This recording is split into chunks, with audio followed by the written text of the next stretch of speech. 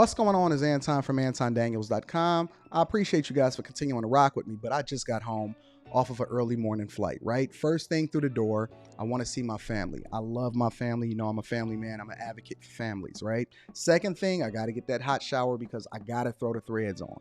The threads make me feel like $1,000,000, but the third thing through my mind and all throughout the trip is that I gotta have that Tej pack. Tej makes my life uncomplicated. It's uncomplicated skincare for men. The first way that I started specifically was their level 1 system. It's a daily face wash to get rid of the dirt and grime on your skin. 2 times per week exfoliating scrub to get rid of the dead skin cells. An AM moisturizer with SPF 20 because you should always be protecting your skin from the sun, and a PM moisturizer to help your skin stay hydrated and healthy throughout the night. Here's the thing. My favorite part about Tej Henley is that every box comes with an instruction card that tells you when to use each product, how much to use, and in what order. Process of achieving and maintaining amazing skin for men, uncomplicated. In addition to amazing skin, members of Tej Henley get tons of benefits, including at least 20% off the retail price, the ability to customize your box, exclusive monthly deals, you can pause and cancel at any time, and you get free shipping. And because Tej Henley is sponsoring today's video, they're offering my viewers an amazing deal, right? Just click the first link in the description and you get 30% off your first box, plus a free gift. It's an amazing deal. You got to get started today. You're not out here trying to look like a Dusty. And if you travel as much as I do, which I'm sure most people don't, but you know me, I'm pushing my bag chasers in order to be in the top 5%, top 10%, top 1%. We got to make our lives uncomplicated, and Tej Henley is no better product. You got to look good. You got to smell good. And you can't be looking like a Dusty. Make sure you get started today. Click the link in the description. Get that Tej pack. Feel the Tej, my friends.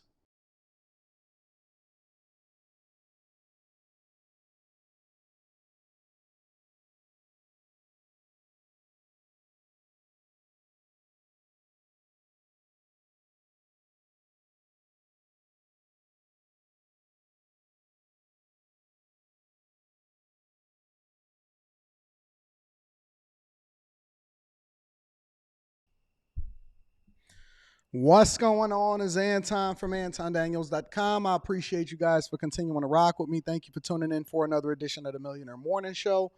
I am your host, Anton Daniels, and we back in the building. We are definitely in the studio today. What's going on, friends and family? How y'all feel? Y'all enjoyed the show last night? Y'all enjoyed the show last night? I enjoyed the show last night. I thought it was a great show. I believe that we did an excellent show. I want to acknowledge the early Cash Appers, Super Chatters, people that's been holding us down. We appreciate you guys. Thank you for holding us down. Thank you to everybody in the audience. I appreciate you. What is it, Tuesday, January 16th, 2024? We're in the building. That means that we got after hours tonight. We got after hours tonight. We're going to get it popping. We're going to talk about the unconventional things that we don't get to talk about on the Millionaire Morning Show, that we don't necessarily address on Monday nights or Wednesday night on the Anton Daniels channel, but we get to deep dive into popular culture. I am very, very, very happy to be back in the studio because I can cook up today. Life is good. Life is lifing. Everything is all good and dandy. We are running it up. I am an independent thinker, Chris. Let me get a general idea of how y'all feeling on a Tuesday. What's y'all sentiment on a Tuesday? One word. How are y'all feeling on a Tuesday before we get started with the show? Let me know how y'all feel, what the word is, how y'all doing. Yeah, don't worry about it, Travis Slay. We good.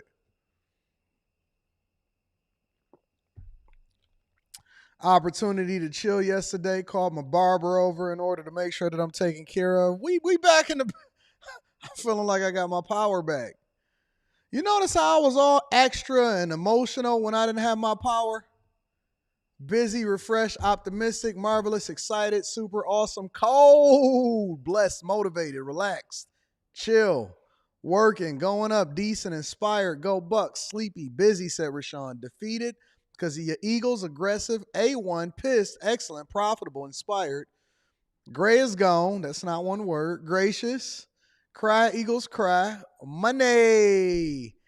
Great, motivated, tired, healthy, cold, same, chilling, ready, bootylicious, man, glorious, snowing. Grinding, says my dog Lance. Enlightened, wonderful, wonderful, cold, expectant. What you expecting, baby? Chill, redeemed, doing things godly, cooking, cold. What up, Trap? Renewed, grateful, warmed, with the ED popping, cool, blessed. -1 outside. Wasn't thinking mailman life. Alive, great show last night. You had the girls' mind blown. Yeah, they don't know. They don't know what they're doing. Grateful. All right.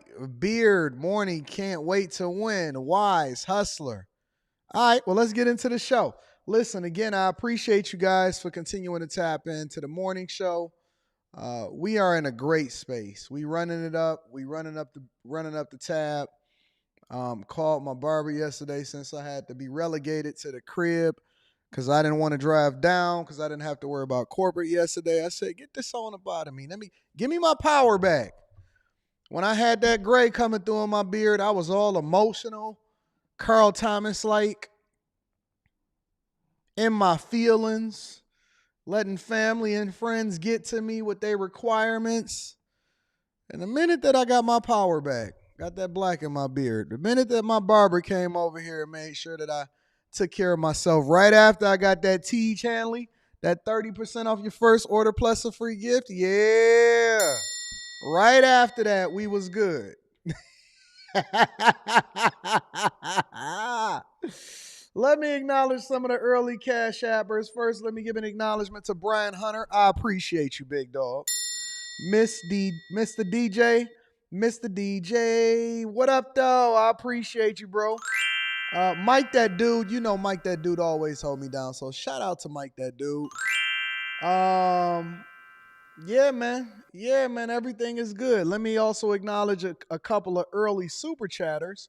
Because, we don't ask for it, but we always want to make sure that we acknowledge the people that support the platform. Sportsaholic Gerard says, worst fan base ever. Big AD, not the little one, says Infamous Nate. I appreciate you. Sportsaholic Gerard also says, Anton, stay kicking knowledge off the dome. So glad Philadelphia got sent packing home.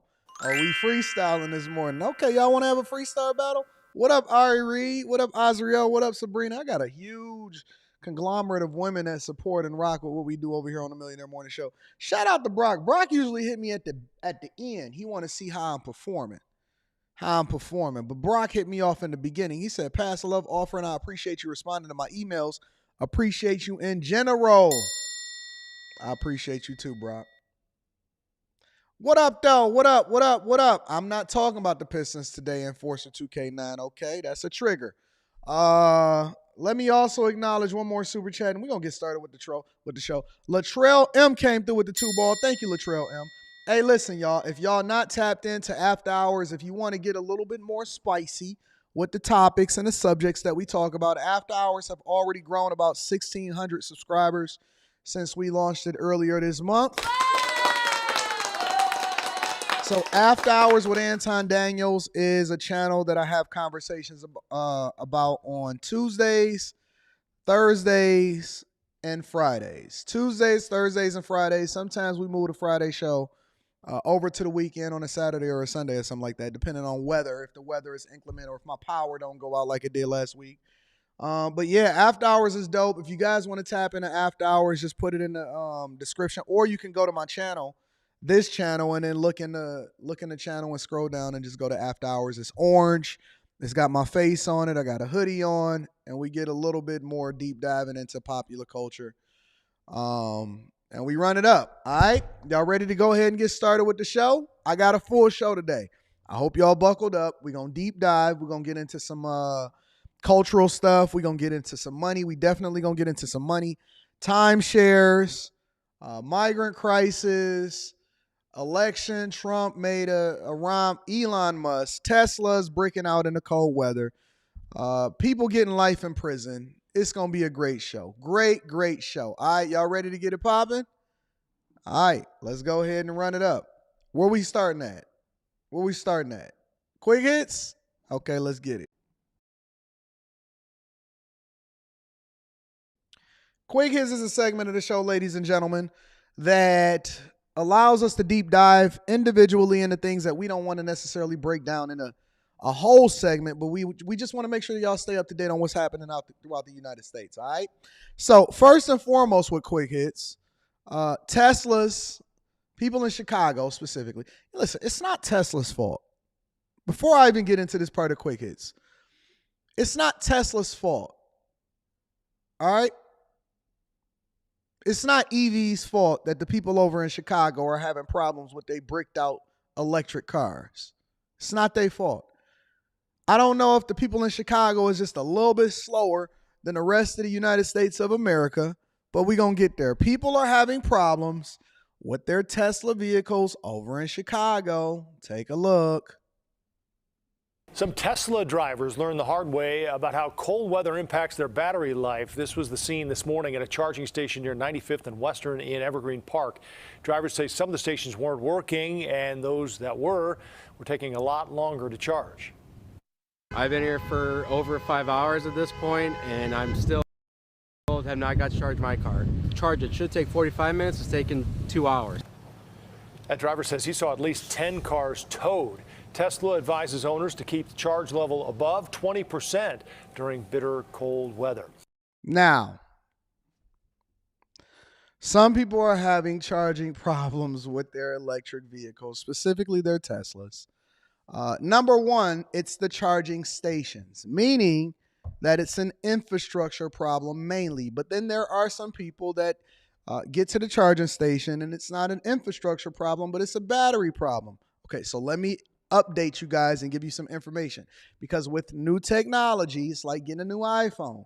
You might have to learn it all over again if you come over from an Android, or if you're going from an iPhone to an Android, you might have to learn it all over again. This is what happens, especially in cold weather.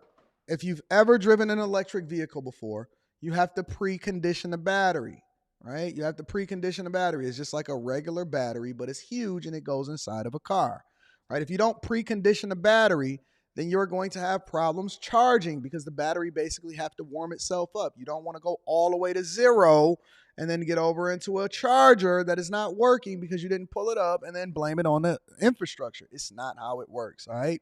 What I will say is that for people, until you get a larger infrastructure and more stability, as far as us building it out, because it's newer technology. It's like when you first started building gas stations, but they moved over from horses.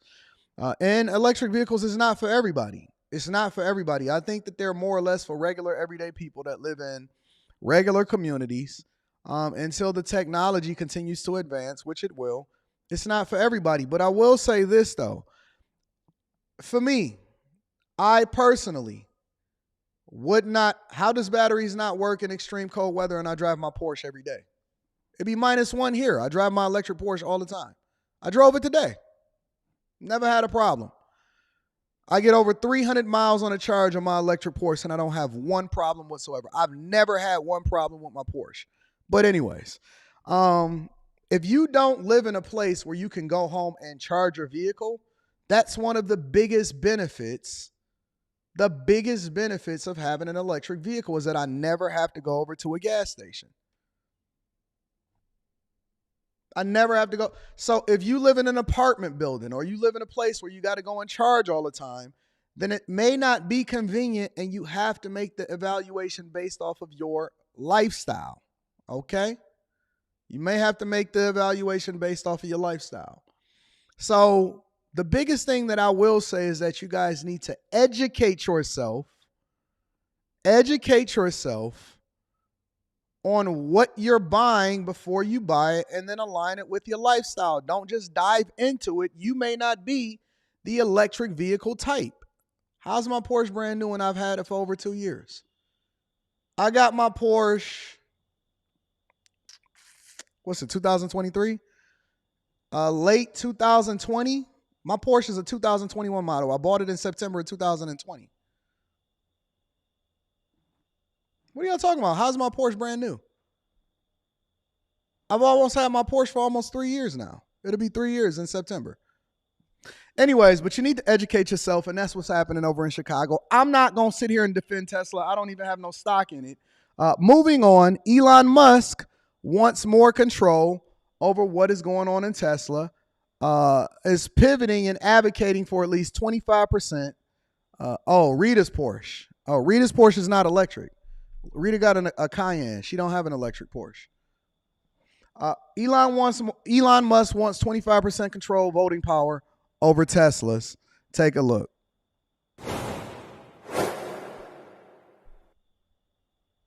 Tesla CEO Elon Musk wants more control. That's possible, of the EV maker. Musk says he wants about 25% voting control over the company. He currently owns around 13% of Tesla, which is about 411 million shares. Who's counting? That's the company's last financial filing was in the third quarter of 2023. Musk wrote on X, in his words, "I am uncomfortable growing Tesla to be a leader in AI and robotics without having 25% voting control. Enough to be influential, but not so much that I can't be overturned. Unless that is the case, I would prefer to build products outside of Tesla." Interesting. Musk's post stood at odds with remarks that he previously made, suggesting that Tesla is already an important AI and robotics company. It's an interesting one because, if the company's already an AI company, I'm sure their shareholders are going to say, look, I thought you were already going down this road. Now you're saying you're going to take, and then the question is, are they going to, people are going to claim he's trying to take IP from this and that, and yeah, it gets in studying very complicated quickly. If everyone we're going to talk to, from Qualcomm to Palo Alto, and honestly, if I read about molecular biology, every acronym, I know everything, I understand everything. When I'm reading about Palo Alto or Qualcomm, it takes me a while. Yeah. So essentially what's happening is that Elon Musk wants, it's not just 25% voting power, because he is technically considered the largest single shareholder of Tesla, which is making him one of the richest men in the world. But he's also pivoting and asking for the board to give him more money. And so it's two things that y'all need to take from this, right? In that even Elon Musk controlling a large majority of the shares, over 13% of the shares, but he wants over 25% voting power, meaning that not only does he want to raise, because he wants his equity to be tied to the success of the company, because he believes that the company is going to be even more successful, which for us as investors, and this is something that we all need to talk about in Stock Club, because we had a phenomenal Stock Club on this past Sunday. We got another one coming up on the 28th. If you're not a part of the Patreon, you need to join the Patreon and watch the previous Stock Club before we go into it on the 28th, because we had a great session this past weekend when we did a live stream. The live stream is now available for y'all to go ahead and restream it, because I uploaded it again for you guys to be able to tap into it. But I'm looking at this more of a vote of confidence for the company itself from a shareholder perspective, A. And then B, I'm also looking at it from the perspective of you guys understand that every publicly traded company has a board. The board is what decides what happens from the CEO. A lot of people say, well, you're not the owner. Who is the owner of these people, right? It's the shareholders who are the owners and decide what happens within a company. Very few companies that even have a name or the founder of that company has control over what happens with the company. That's why you've seen Steve Jobs get ousted from his own company when he founded Apple, because once he started selling shares, the majority of the shareholders then installed a board. The board then determines what happens within the company, including who gets hired as a CEO. So just because you're the CEO of the company does not mean that you are the owner of the company. And this is the misconception within the community, within the culture, and what we're not teaching. Ownership does not necessarily come with becoming CEO. Ownership comes with becoming a shareholder. The majority of the shareholders then determine who's on the board. The board then determines what happens with the company, who's going to run the company. Okay. So it's a couple different things that y'all want to take from this. And even Elon Musk has to petition the board and the shareholders to ultimately give him more power and control. It's only a few different companies that maintain power as far as voting power within a company. One of them is Ford Motor Company. Ford Motor Company, their family, the Ford family, still controls at least 51% of the, or more than 50% of the voting shares. The voting shares is much different, but 51% of the voting shares to determine what is going to happen and who they can hire and who they can roll with as far as a company. So I want you guys to continue to educate yourself on how these companies are ran, especially private versus publicly traded companies, right? A publicly traded company is just a company that's listed on a stock exchange for you to be able to have an opportunity to invest in yourself, and you otherwise wouldn't have to. The Waltons from Walmart and Sam's Club, right? All right. So that's the second thing. Third thing that I want to go over in quick hits, ladies and gentlemen, is an OnlyFans model. An OnlyFans model. So this OnlyFans model, her name is Courtney Clenny, for over a year has been in the news. And one of the reasons that she's been in the news is because she was seen berating her late lover, Christian, and pummeling him. And friends say she repeatedly tried to get the couple tried to get the couple help, and they're accusing her of stabbing him in April of 2022. But new footage and new videos has been released as it relates to this. Check it out. Now to the Courtney Clenny case, which is out of Miami. There's new video of an alleged attack on victim Christian Abumseli. The video was shot in Aspen, Colorado in 2022 and was released by the Haggard law firm, which represents the Abumseli family. Now, this attack happened just before Abumseli was stabbed to death on April 3rd, 2022. And we want to warn you, it can be a bit difficult to watch. I don't want to actually play the video because I want to protect the integrity of the platform. I don't want this to turn into an 18 and up thing. But if you want to go and watch the video, you can go in and search it out yourself. But basically, new footage has been released that basically unveiled that her online name was Courtney Taylor, okay? Her real name is Courtney Clenny. And she was filmed during a group trip to the Rocky Ski Mountain town during February 2022. In it, she screamed profanities at the boy. She called him a boy, and she called him a bitch while swinging her hand at his face and his upper body. He was a very large guy. He could have easily done damage if he wanted to, but he never fought back. Their mutual friend who was present on the trip, but asked not to be identified due to concerns about repercussions, told Fox News. They said that he always would just take the abuse from her, and literally the video shows everything. So she's walking around, allegedly in this video, beating up on him. Her hands wind up getting bruised and bloody. And then because he still maintained a state in this relationship in which we then live in a society where we refuse to hold women accountable, she wind up as being accused of stabbing him also, right? So I'm trying to tell y'all, when we keep talking about how women are weaker than men and all of this, man, this is a human being that can do damage. And she felt comfortable enough, and she continued to do it, feel comfortable enough to continue to put her hands on him, and she feels no kind of repercussions whatsoever, even though the guy is a large guy, even though he's much larger. Now he doesn't have a life, and he was stabbed because of this woman who identified herself as an OF model, was out here putting her hands on him and couldn't control her temper. Walk away from toxic relationships. No, I'm not telling you to just walk away from somebody to put their hands on you. I'm telling you to walk away from people with toxic relationships. Don't argue. Don't go back and forth. Don't yell. Don't scream. Don't try to get them together. Don't hold them and then try to shake them and any of that stuff.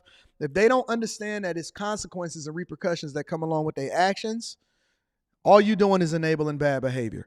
And it's unfortunate that this man, young man, had decided to get with a woman based off of what he thought her looks looked like, instead of getting with her based off of whether or not she had great character and she'd be a great person.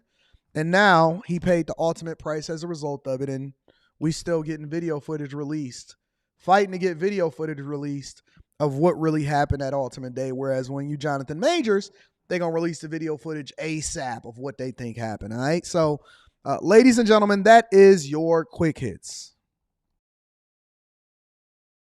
All right. Y'all ready to get started? Y'all ready to get it popping with the show? Let's get popping with the show. So, first and foremost, before we get into the deep diving of the show, I want to show 3 different videos of things that's taken place inside of a courtroom over the last week or so. The latest video, or the oldest video that I'm about to show to you, is a week ago. The earliest video is from within a couple days ago. Okay? It's happening all over the country. This is not anything that's new. We're going to try to give Chicago a little bit of a break today.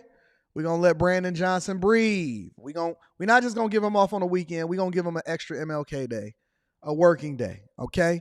3 different videos. There's a theme. All of them kind of shows the same thing. Y'all ready? All right, let's get it popping. So, first and foremost, safety alert. A 16-year-old boy is convicted of murder, will spend the rest of his life in prison. Joshua Coleman shot and killed Deasia Green in an alley last year. 13 Action News reporter Alexis Means was in court when the judge sentenced the teen. This family is absolutely devastated. They came to court for the sentencing, and they still don't have a motive to why their daughter was shot and killed. 16-year-old Joshua Coleman pleaded guilty to murder and was sentenced to life in prison. The teen shot Deasia Green in the back of the head in an alley. Coleman was stone-faced as Green's mother asked him why he killed her daughter. Why would Joshua do this to her? She didn't deserve it. She was a social butterfly. She didn't deserve it. Last year, Toledo police found the 15-year-old girl dead in an alley in the 1300 block of Page. Police said Green was a habitual runaway. The teen's parents reported her missing, but there was something different about this time. The prosecutors said an eyewitness came forward to help TPD solve this case. I can't tell you enough how important it is for, if you see what's happened to someone, to come forward. And we had an individual that did that, and that takes incredible bravery. Judge Michael Goulding asked Coleman if he wanted to make a statement. You'd like to tell the court why you did it? Coleman is one of many young people who have been certified to stand trial as an adult for killing someone. Well, they finally starting to show these youth that you can be charged as an adult and you can do grown people time. So at any point in time, you got to think twice about what you're going to do. I'm just glad my daughter got her justice. Joshua Coleman's family declined to comment. Reporting from downtown, Alexis Means. So let's stop there for a second. All right. I wanted to play the video uninterrupted so I can give my thoughts. My first thought is this. Last Wednesday, I did a live stream, okay? And it was on the Anton Daniels channel, and we did it late night, and I did it, like I usually do it. And what I like to do is I like to read the initial comments as soon as I drop the video or as soon as I drop a clip. I go back and I check it out the next day, the next morning, and I'll go through and I'll skim the comments, and I'll look for a theme. And I dropped the video, for example, this morning, a clip from last week. I dropped it at like 10 a.m. this morning, and it was a theme, right? And it was also a theme from the video that I dropped yesterday. In the clip, my daughter walks in the room. You don't get to see her on camera, but she's in the background and she's moving, and I'm talking to her while I'm on the live stream, and I'm going over relationships and how it is that you deal with your people and why it's important for you to have a 2-parent household and everything like that. And I was talking to my daughter similarly to how I talked to my daughter offline, and I was questioning her. I was like, yeah, who like you? What boys is around you? You know these boys ain't looking to get nothing out of you except for some box, right? And when I went back and I looked at the comments, there was also a theme from the people that are cupcakes, in my opinion. And they said, oh my God, I can't believe that you talk to your people. You're so harsh. I don't disagree with your message, but you're so harsh.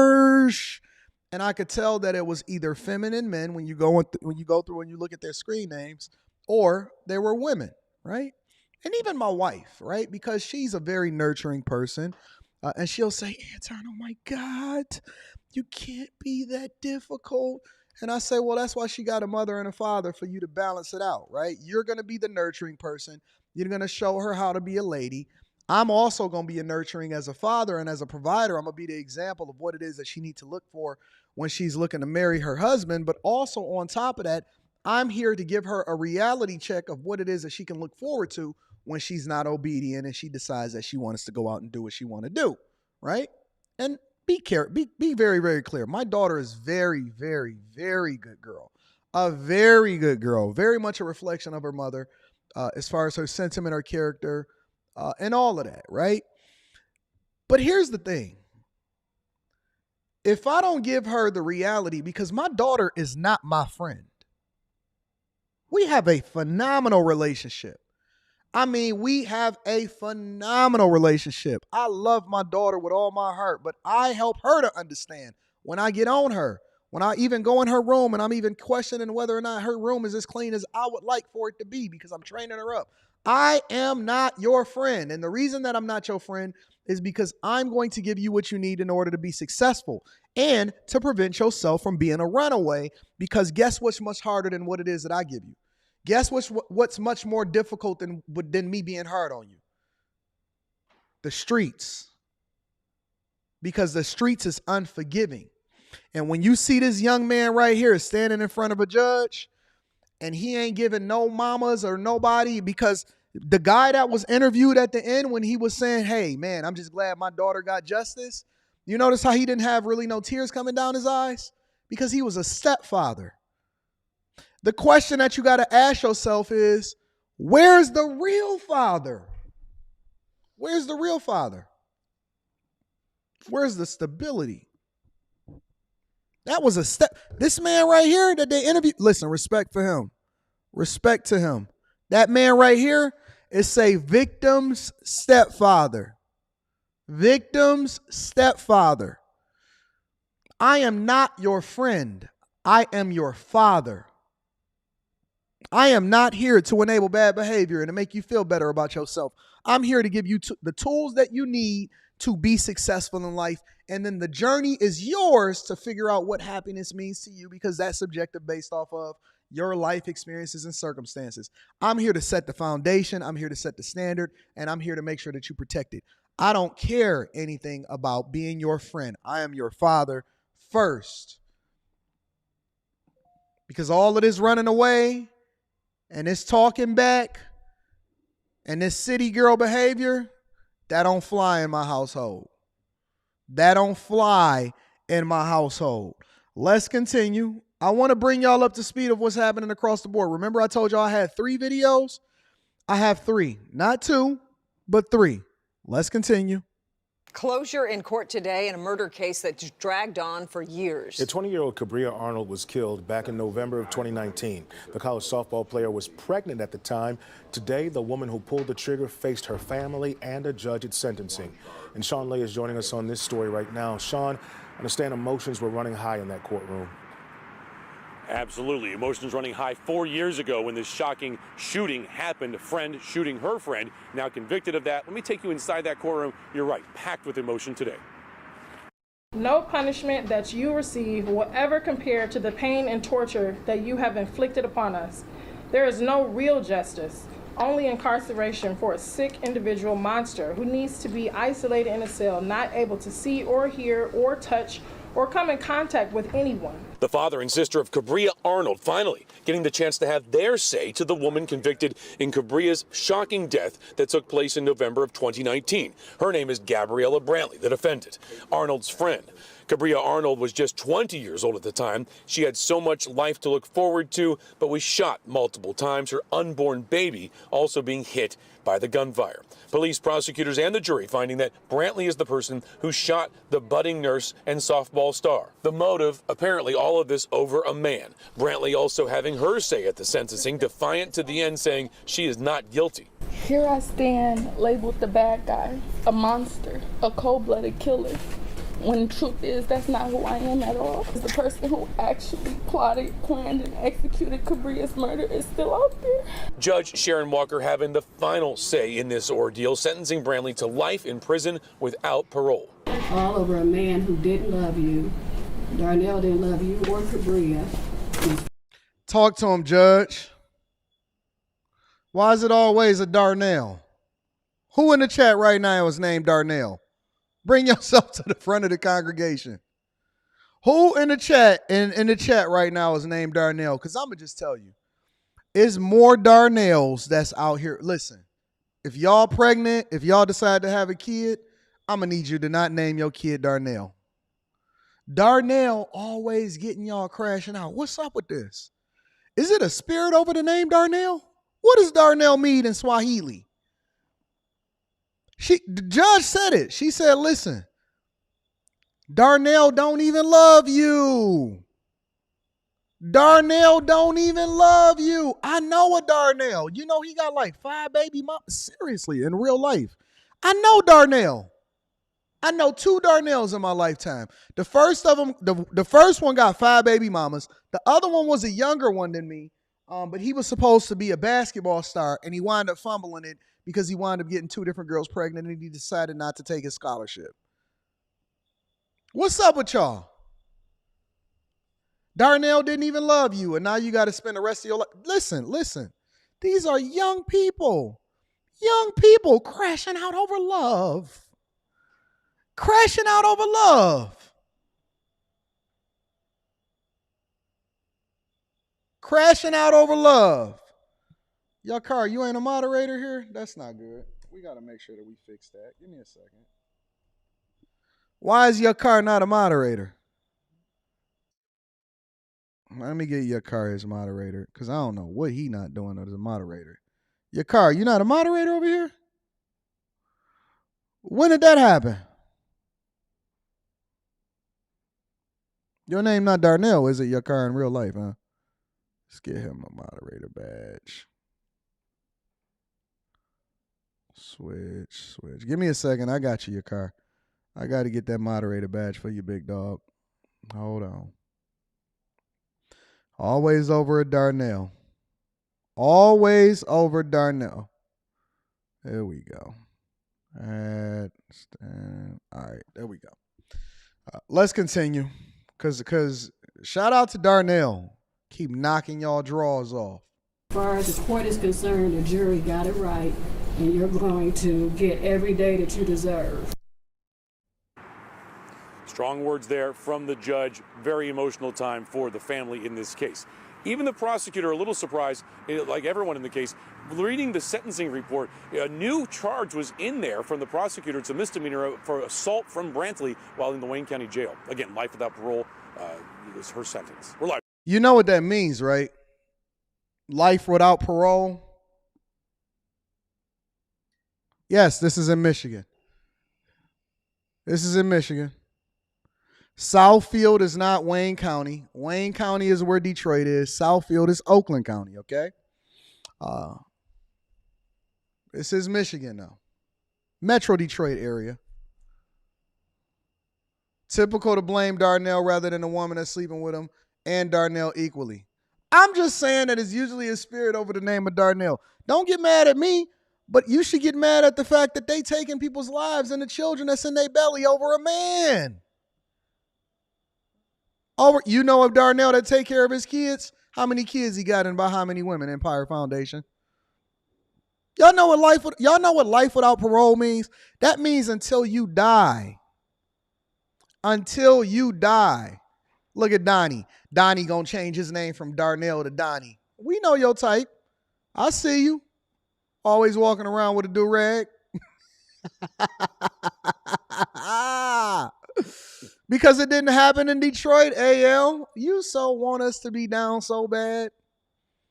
Life means life without parole.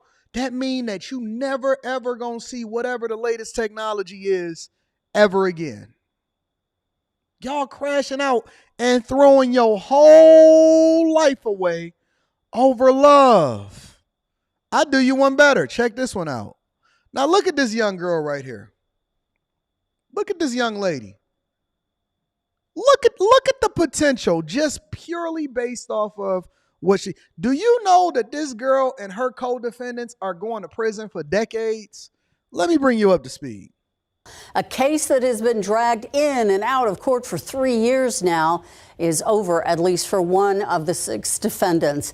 Natalie Carrington told Today that she will be sentenced to more than a decade behind bars for her role in the death of Jasmine Williams.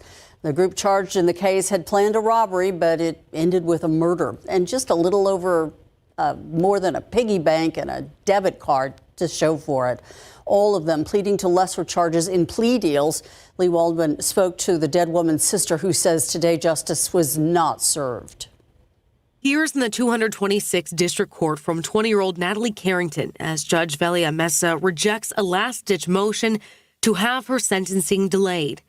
Carrington was 17 in July 2020 when she and a group of 6 others took part in the shooting of 19-year-old Jasmine Williams. Let me back up for a minute. Look at these people. Young people. Hey, be careful who you let your kids hang out with. I know y'all want to give them freedom. I know y'all keep saying, oh, they need to experience life. Not that type of life. Don't you know they do things that you don't know that they doing when they not with you? The same way that, listen, you think you can vet a woman so effectively. You think you can vet a man so effectively. Can you vet they kid, they friends effectively? 17, 16, 15. Look at this. Look at this foolishness. All of them going to jail, going to prison, not jail, prison. Prison. Who the ringleader?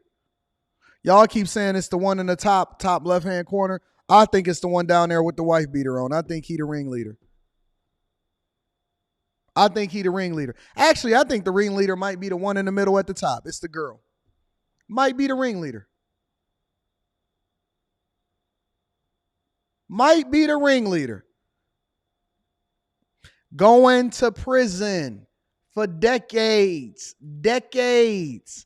You not getting out of jail at least until you 30. And you did this when you were 16, 17 years old. Vet your kids' friends. Vet your kids' friends. A group of 6 others took part in the shooting of 19-year-old Jasmine Williams. At the time, Williams was home with her 2 young children. Her tennis shoes, piggy bank, debit card, and cell phone were stolen, according to police. Carrington, who was arrested for DWI in April, was initially charged with capital murder, but accepted a plea deal in May for a lesser charge of aggravated robbery. To intervene in your life, to help you in your life, and to help you with a minimum sentence. And that's what I intend to do today. Today, she was sentenced to 15 years in prison. Both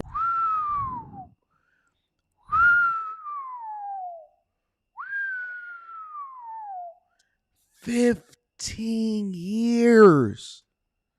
15 years.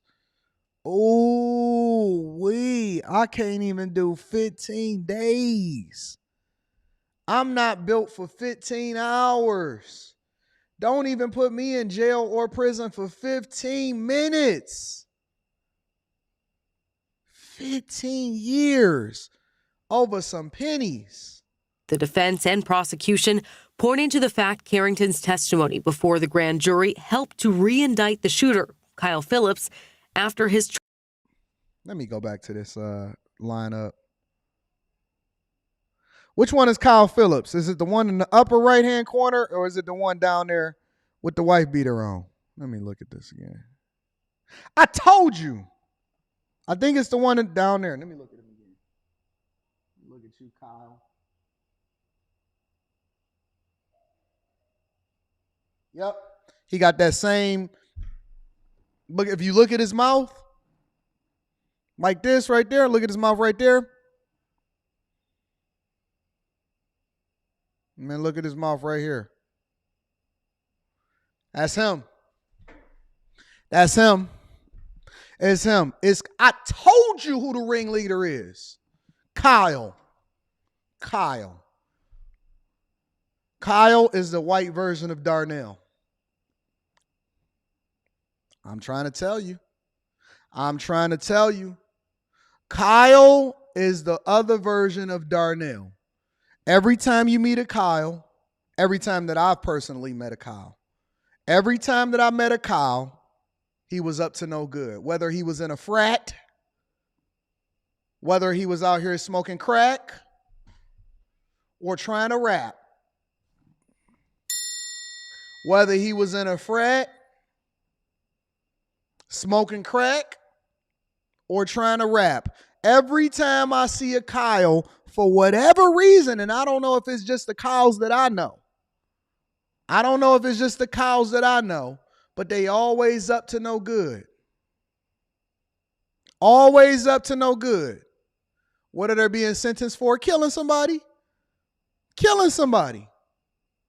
Let me go ahead and rewind it. She snitched. She told. She said, I ain't trying to do the rest of my life for capital murder. Prison. Both the defense and prosecution pointing to the fact Carrington's testimony before the grand jury helped to re-indict the shooter, Kyle Phillips, after his charges had been dismissed. Quite frankly, without cooperation in this case, and Kyle almost got off, and his charges got dismissed. And then she snitched, and they said, let's bring Kyle back to the front of the congregation. Tell on him.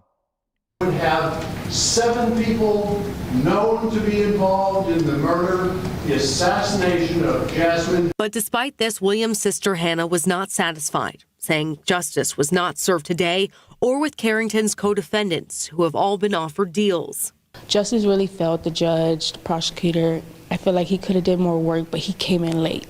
So there's a lot of stuff that wasn't said, a lot of stuff that was hidden, put under the rug, and yeah, it was failed. The final co-defendant to be sentenced, Alyssa Weiss, also in court today. She previously accepted a plea agreement in which she'd plead guilty to a charge of robbery and be granted deferred adjudication rather than jail time. However, Judge Mesa rejected that deal. You have to make up your mind right now that I'm not following this plea bargaining agreement. Because Judge Mesa rejected Weiss's plea deal for deferred adjudication, she'll have to be back in court again next week. I don't even know what deferred adjudication is. What is deferred adjudication? Let me look this up. Because they tried to do it, they gave her, she had a sweet lawyer. She had a bomb, she wasn't even going to do no time. Deferred adjudication.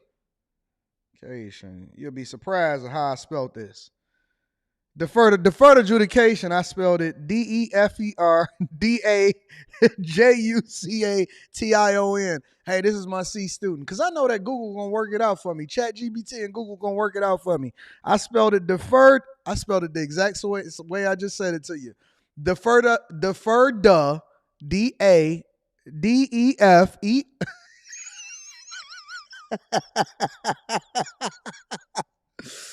Deferred adjudication, and then it fixed it for me. It said deferred adjudication. Okay, well, thank you for letting me know what that means. It said this law enables a lawyer to defer.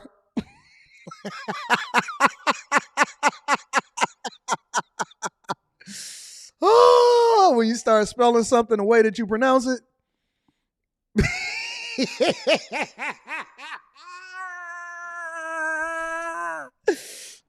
Fix it for me, Google. Fix it for me, Jesus. Deferred adjudication is they talking like they got run-on sentences. Why don't you speak like you actually breaking the words up? Deferred adjudication. Then I would have tried a little bit differently. But I thought it was just one word, deferred adjudication. Skip it. Put it in the way that she said it. And then I put it in, so don't sit here and call me a C student just because I put it in the way that she said it. They said it enables a judge to defer entering a judgment that is delay the entry of a guilty verdict if the defendant pleads guilty or no contest in writing, so as long as the conditions are met. Okay, so she can basically go outside and defer it in order to make sure that she give her the adjudication. Am I right now? First of all, C student average is in the 70s, not the 60s. Get it together. So I'm going to put it in there the way that she said. Look at the way she said, oh, listen. Mind right now that I'm not following this plea bargaining agreement. Because Judge Mesa rejected Weiss's plea deal for deferred adjudication. She didn't even say it right. She got it wrong and then she played it off. And this is the reporter. Listen to what Leah Waldman said. She didn't say it right, so how do you expect for me to get it right? She said deferred adjudication. Because Judge Mesa rejected Weiss's plea deal for deferred adjudication, she'll have.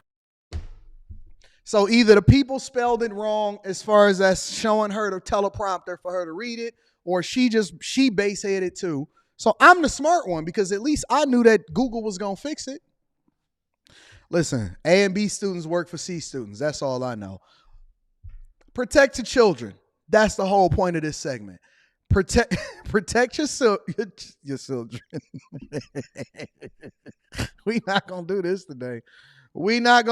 today.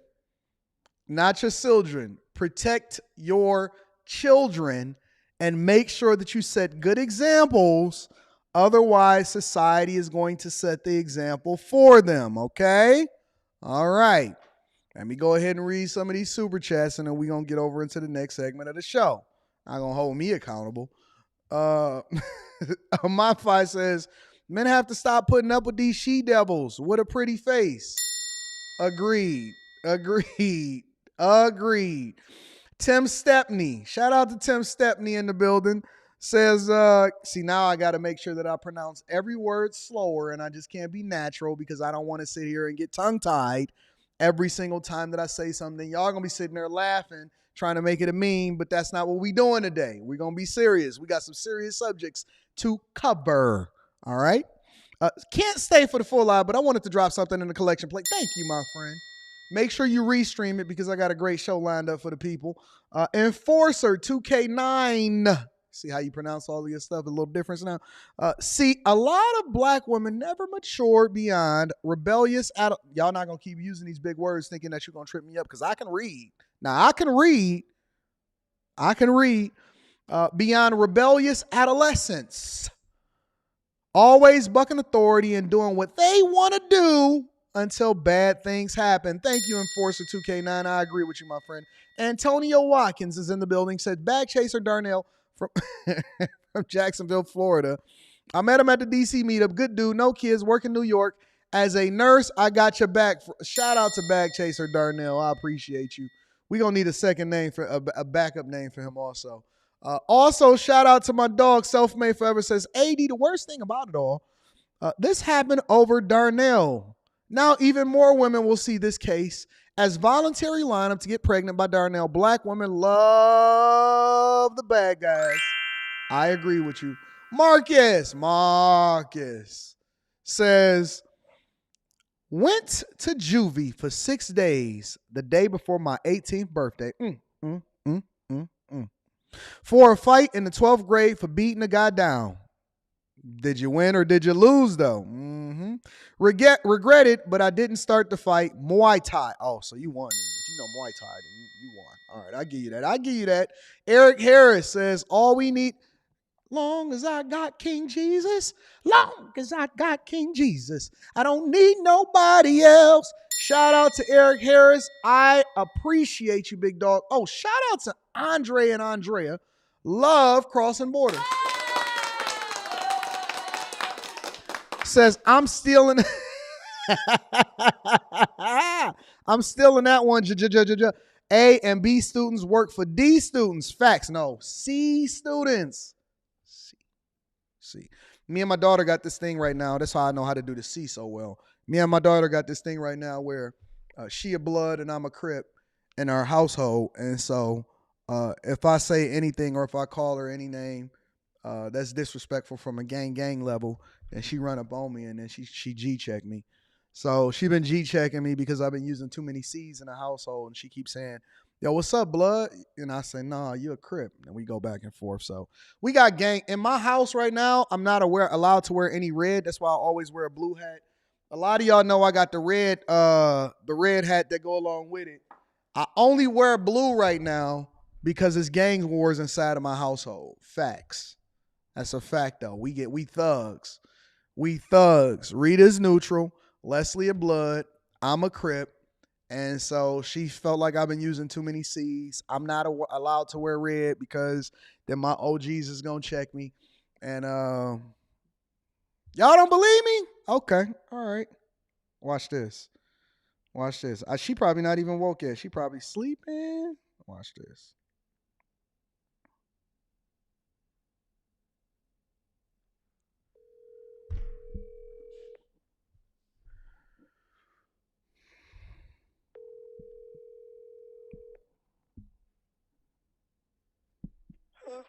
What's up, Crip? What's up, Crip?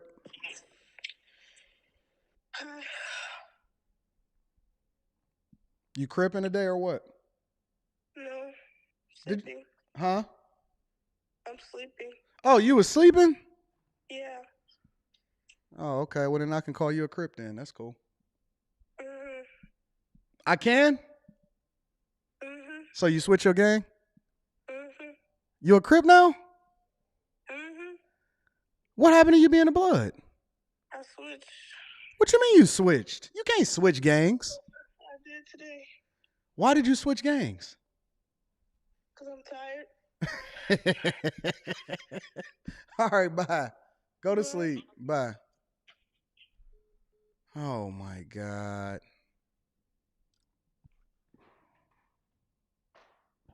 So I guess she switched gangs because she's sleepy and she just wanted me to get off the phone. It's okay.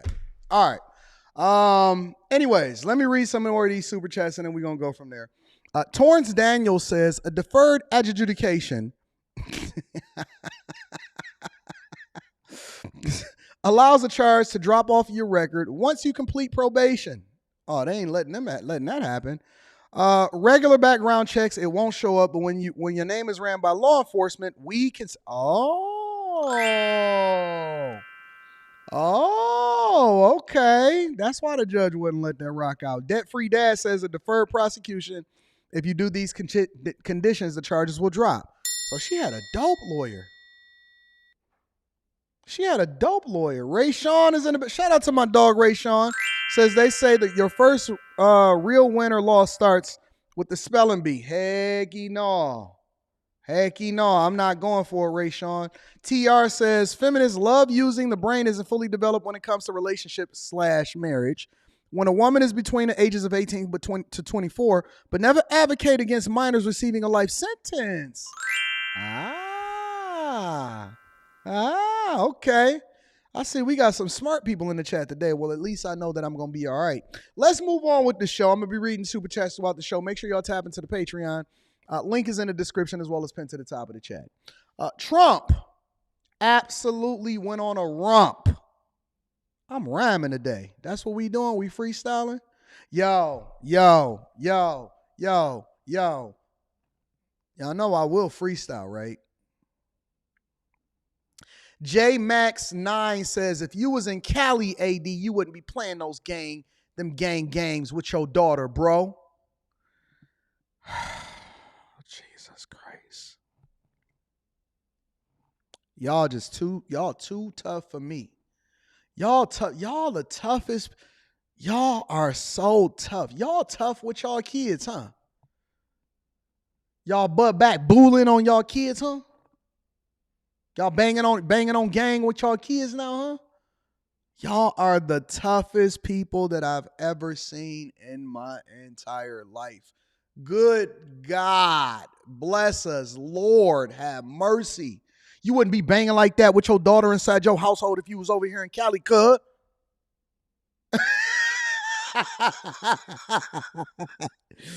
We're going to bring California to the front of the conversation. I'm just saying, cuz. I'm just saying, bruh. Family. Calm down, cowboy.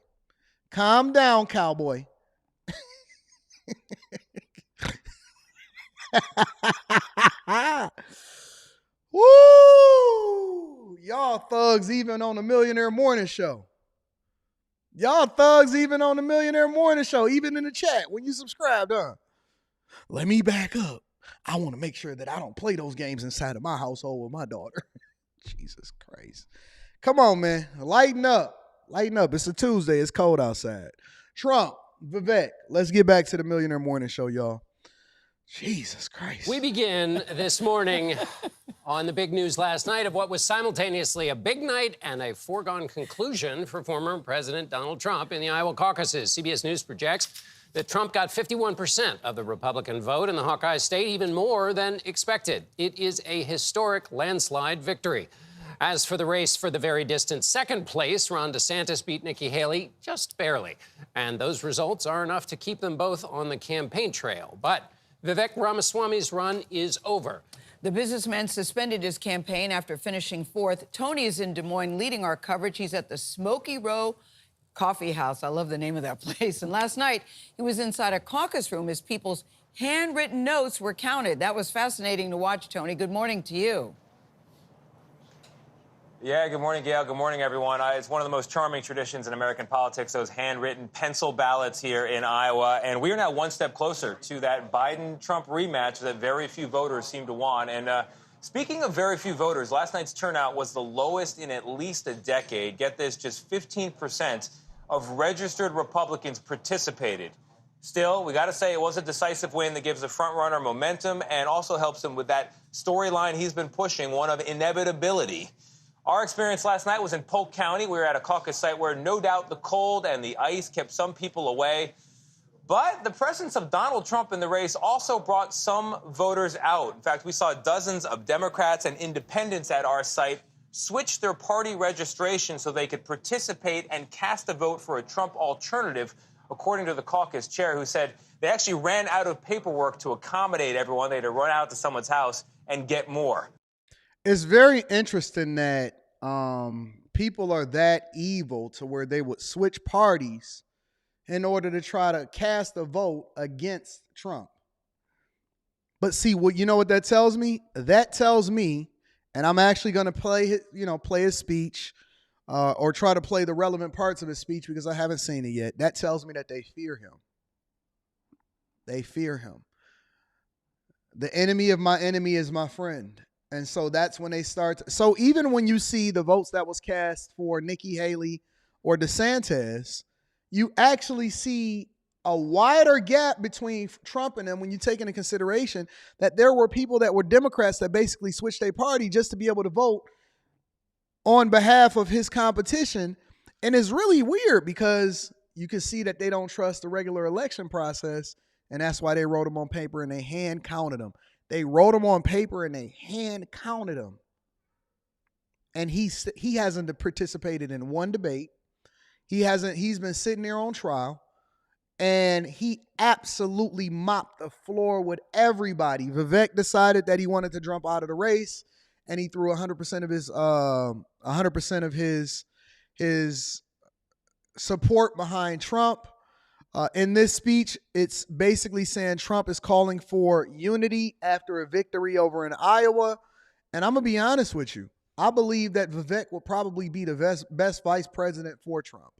If it wasn't for Trump, then I would absolutely be looking at Vivek as probably the alternative option for the person that I would vote for president of the United States. Of course, I would never vote for Nikki Haley. I don't think that DeSantis is bad. If Greg Abbott was in it, it would be a different conversation. But I think that it's interesting that you're actually seeing the cracks and more people culturally, black, white, across the board. I don't think that this could have been a better setup. I'm actually very glad that it played out the way that it played out and that Trump won, then he lost, so you can see what you would have gotten in Biden, because a lot of people would then go back and say, well, if we had Biden, no, you got him. So now you get to see exactly who it is that you voted for and what your circumstances could have been. I think that it's going to be a wash. I believe that this upcoming presidential election, and that's why you see all of this underhanded stuff, people switching parties in order to try to vote in an election that they're not even supposed to vote in. You see them trying to remove him off the ballots, 91 different charges over in Georgia from the crooked DA. Colorado tried to remove him. I think that you actually seeing the cracks in the foundation. You're starting to see the cracks in the foundation. Just me. Let's go into the speech and see what he had to say. I want to thank everybody. This has been some period of time, and most importantly, we want to thank the great people of Iowa. Thank you. We love you all. What a turnout, what a crowd. And I really think this is time now for everybody, our country, to come together. We want to come together. Whether it's Republican or Democrat or liberal or conservative, it would be so nice if we could come together and straighten out the world and straighten out the problems and straighten out all of the death and destruction that we're witnessing. That's practically never been like this. It's just so important, and I want to make that a very big part of our message. We're going to come together. It's going to happen soon, too. It's going to happen soon.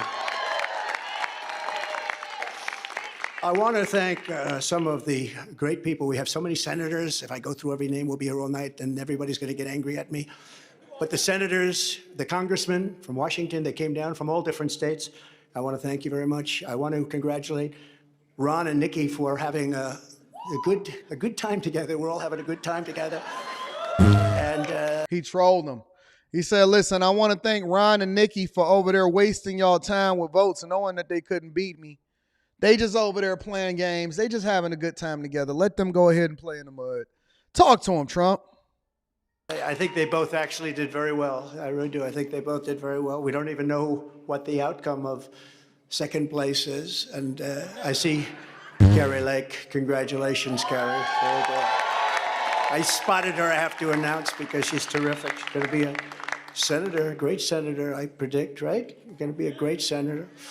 And I also want to congratulate Vivek, because he did a hell of a job. He came from 0, and he's got a big percent, probably 8%, almost 8%, and that's an amazing job. They all did. They're all very smart people, very capable people. I think most importantly, I want to thank my incredible wife, First Lady, I'll say former and maybe future. But more important than Melania, I want to thank her incredible, beautiful mother who passed away a few days ago. And she's up there, way up there. She's looking down, and she's so proud of us. And I just want to say to Amalia, you are special, one of the most special people I've ever known. And that was a tough period of time for the family, but she done for our family. But he's going to be okay. Victor, they're great people, great. Baron, boy, did she take care of Baron. That's my family, good people. I mean, good people. They really did. These two have been working so hard, and they, they have another job also, so they have to do it all. But they've been working so hard, and I know that Ivanka is home and Tiffany's home. They're watching, and I know that Baron's watching. Good old Baron. I said, "You're going to be a basketball player." I said, "Well, I like soccer, Dad. Actually," I said, "At your height, I like basketball better, but sometimes you can't talk them into everything." But he's a special boy. But the whole family is just incredible. And my sister, Elizabeth, who's just the biggest fan. She's just an incredible person and always supportive. We love Elizabeth so much. Also, same thing with the Congress, men and women. We have tremendous, much more than anybody probably has ever had in this position. And we love them all. They're great. They're really trying to do a good job for our country. But one woman in Iowa who really stepped up was your Attorney General, Brenna Byrd. She really, really stepped up. Where is Brenna? Come here.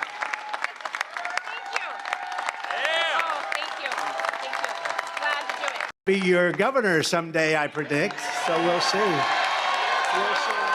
And she had tremendous. You made it. I call him the Marlboro Man. Mr. Chairman, I want to thank you for being here. You are who is a brilliant guy. Me on the other side twice already, right? Then he decided to do it, and he was outstanding. But the traction is never easy, right? You need controversy for traction sometimes, and this guy is the most solid guy. There's no controversy whatsoever, and he's. You know what you see what he does? A lot of people are not familiar with this, but do you see what he's doing? He's working the room. He's working the room. He's literally preparing himself, and he's working the room. And so he's basically setting up his alliances. He's getting people to work in his favor. He's making sure that he has everybody in his good graces. He's networking. He's working the room.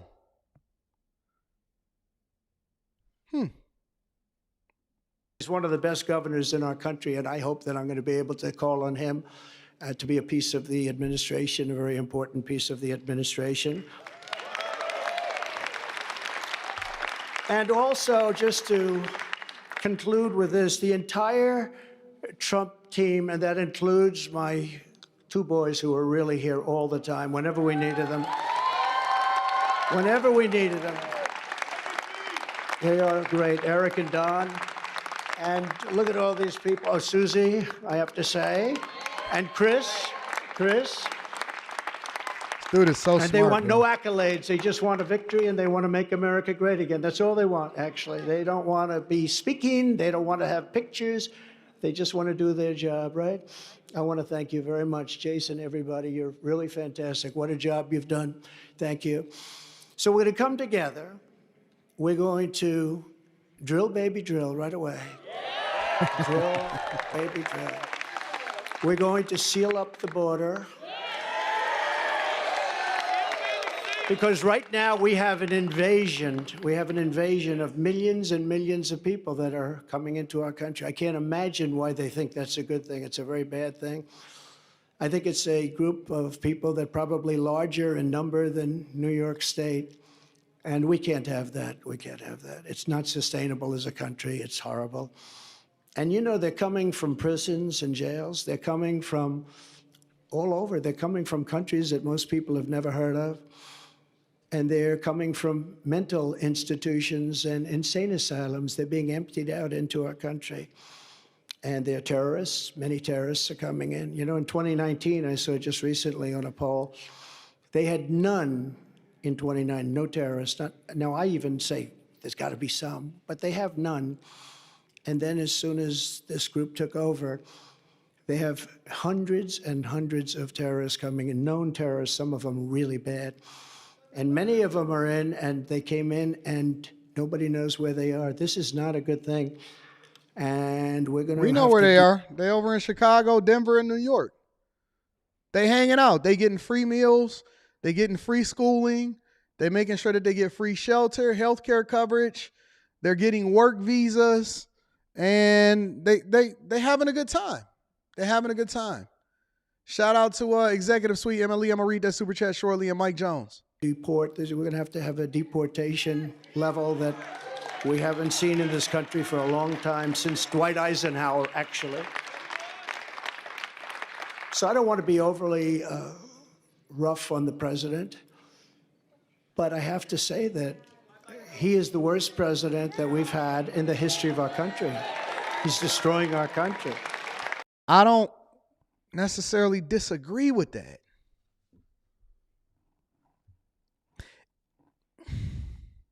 Is Biden the worst president?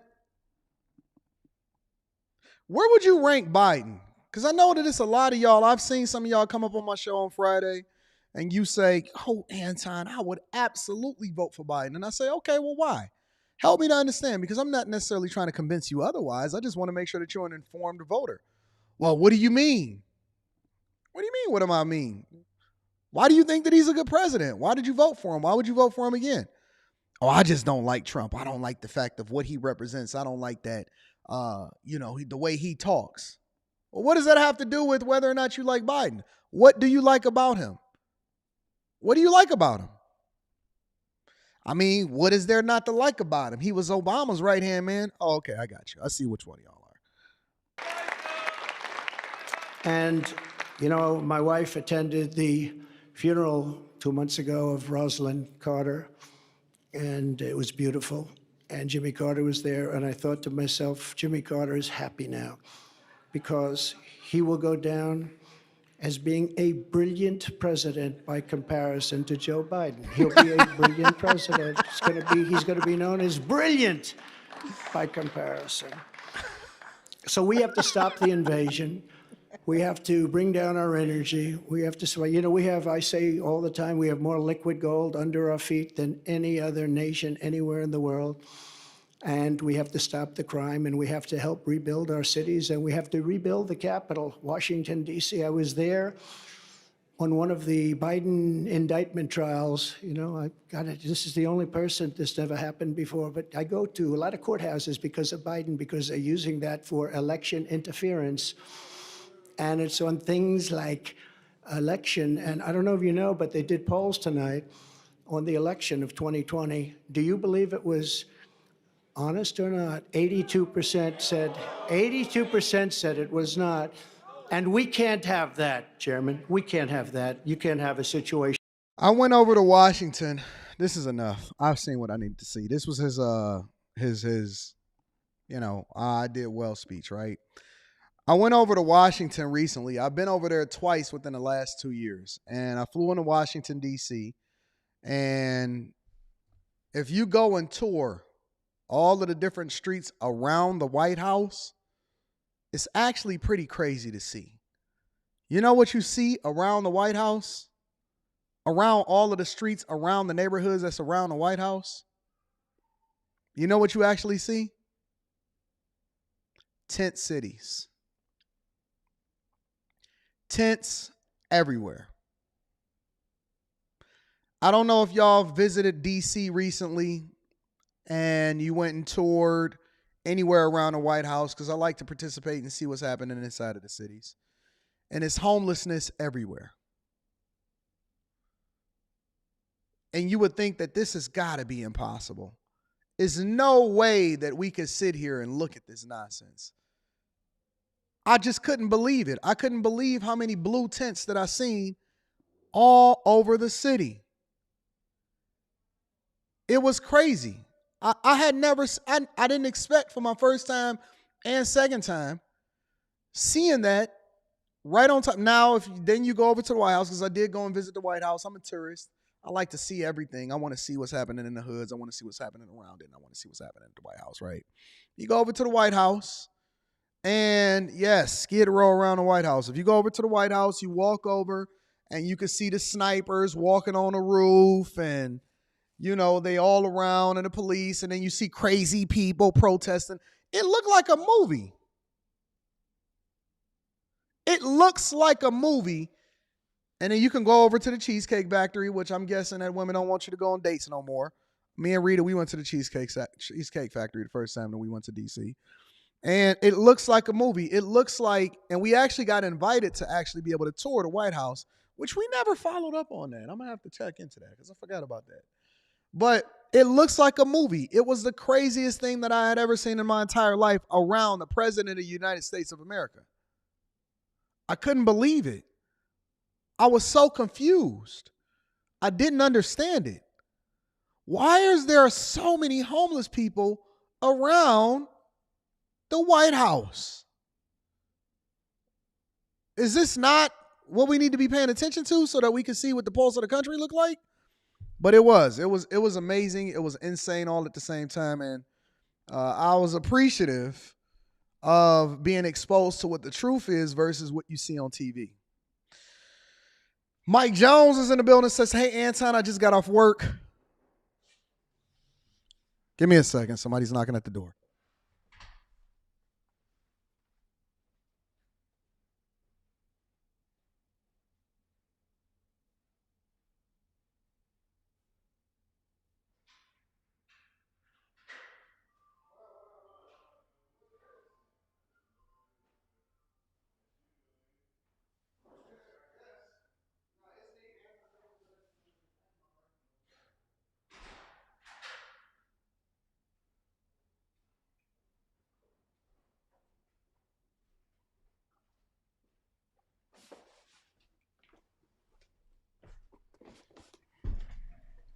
I have no clue what that is.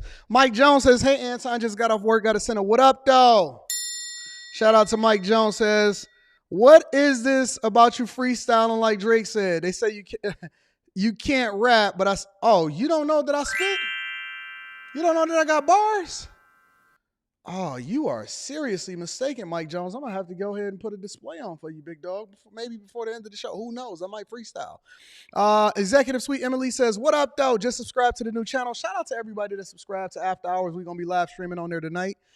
Blessings and healing energies to you, my friend. Let's keep chasing these bags and let's keep getting them. I appreciate you, Executive Suite MLE. Also, Erica says, someone explain why elites need USA to fail. I don't know. Maybe they betting against it like they bet against the housing market. I have no idea. But I appreciate y'all. Let's move over into the next thing. So, how are people feeling about migrants? Before I continue to expose y'all to what's happening with the migrant crisis, how did you just say I got dookie bars, Lester? I can't believe it.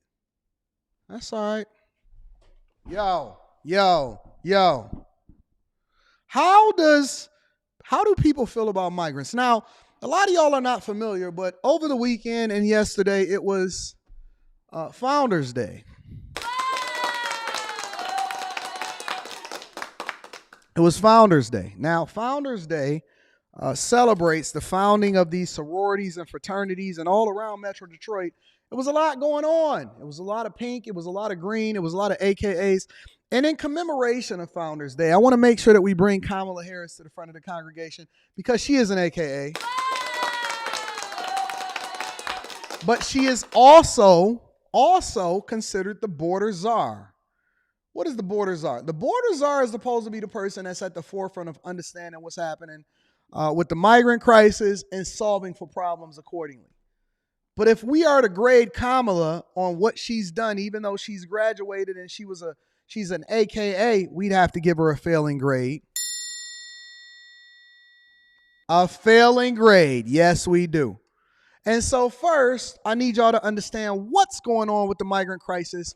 And we'll start over in Chicago really quickly. And then I'm going to bring y'all up to speed of what's happening as far as the sentiment of America and how they feel about what's going on with the migrant crisis. Before I even do that, I see a lot of y'all saying AKA stand up and deltas. Y'all want to know what I really think about these people? I think that most people that join sororities, not all, obviously it's not all. I think that most people that join sororities and fraternities need love. They absolutely, positively need love. Oh, I got some more waters in here. They need love.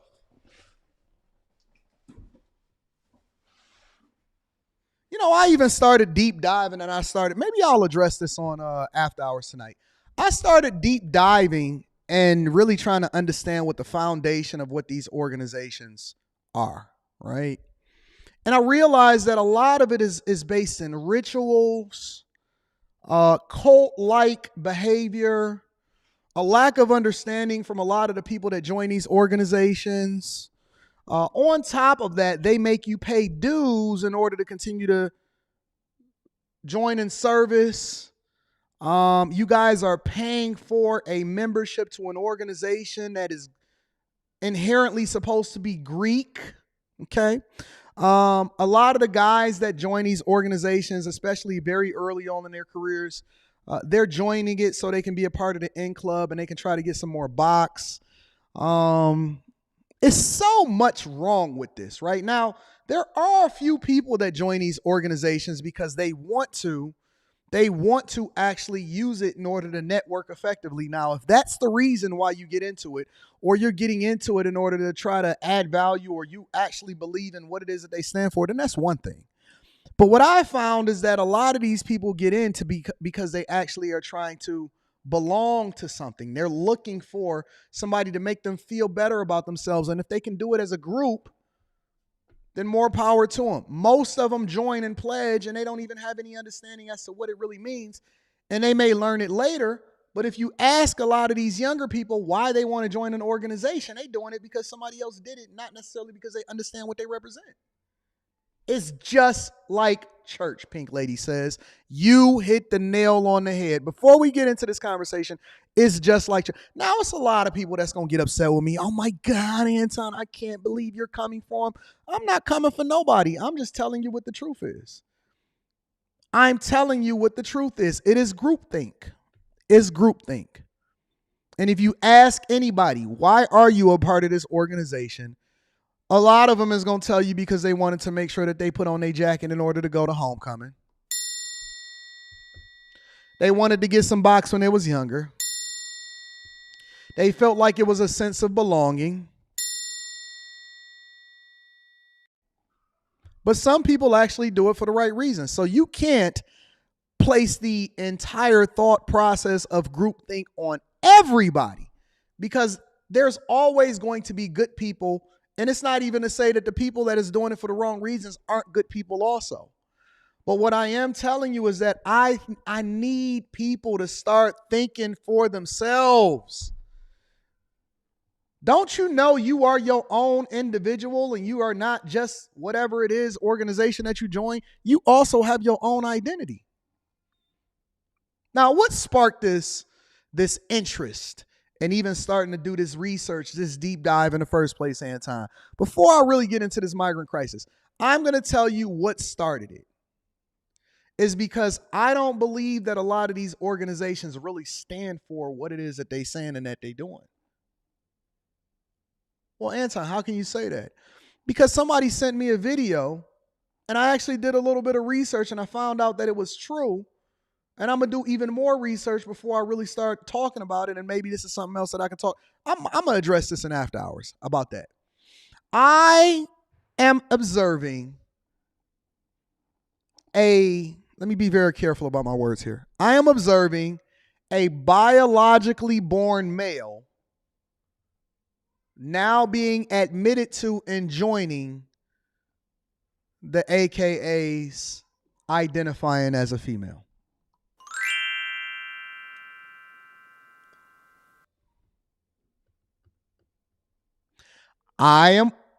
Is there anybody else in the chat that's seen this video that's going viral?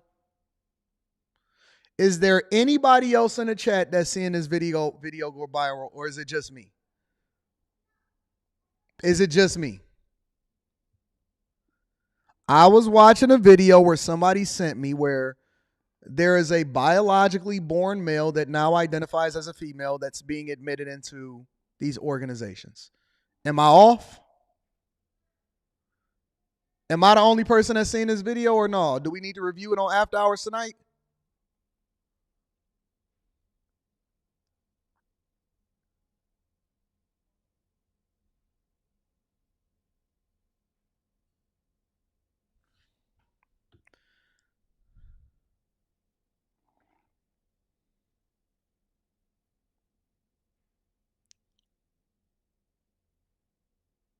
Okay, give me a second.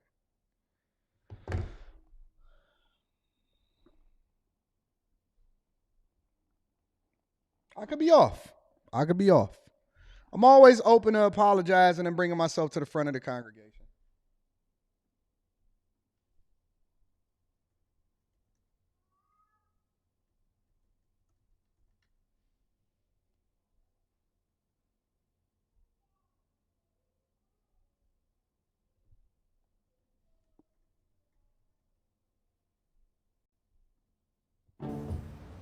We're car rental business owners. Of course we know.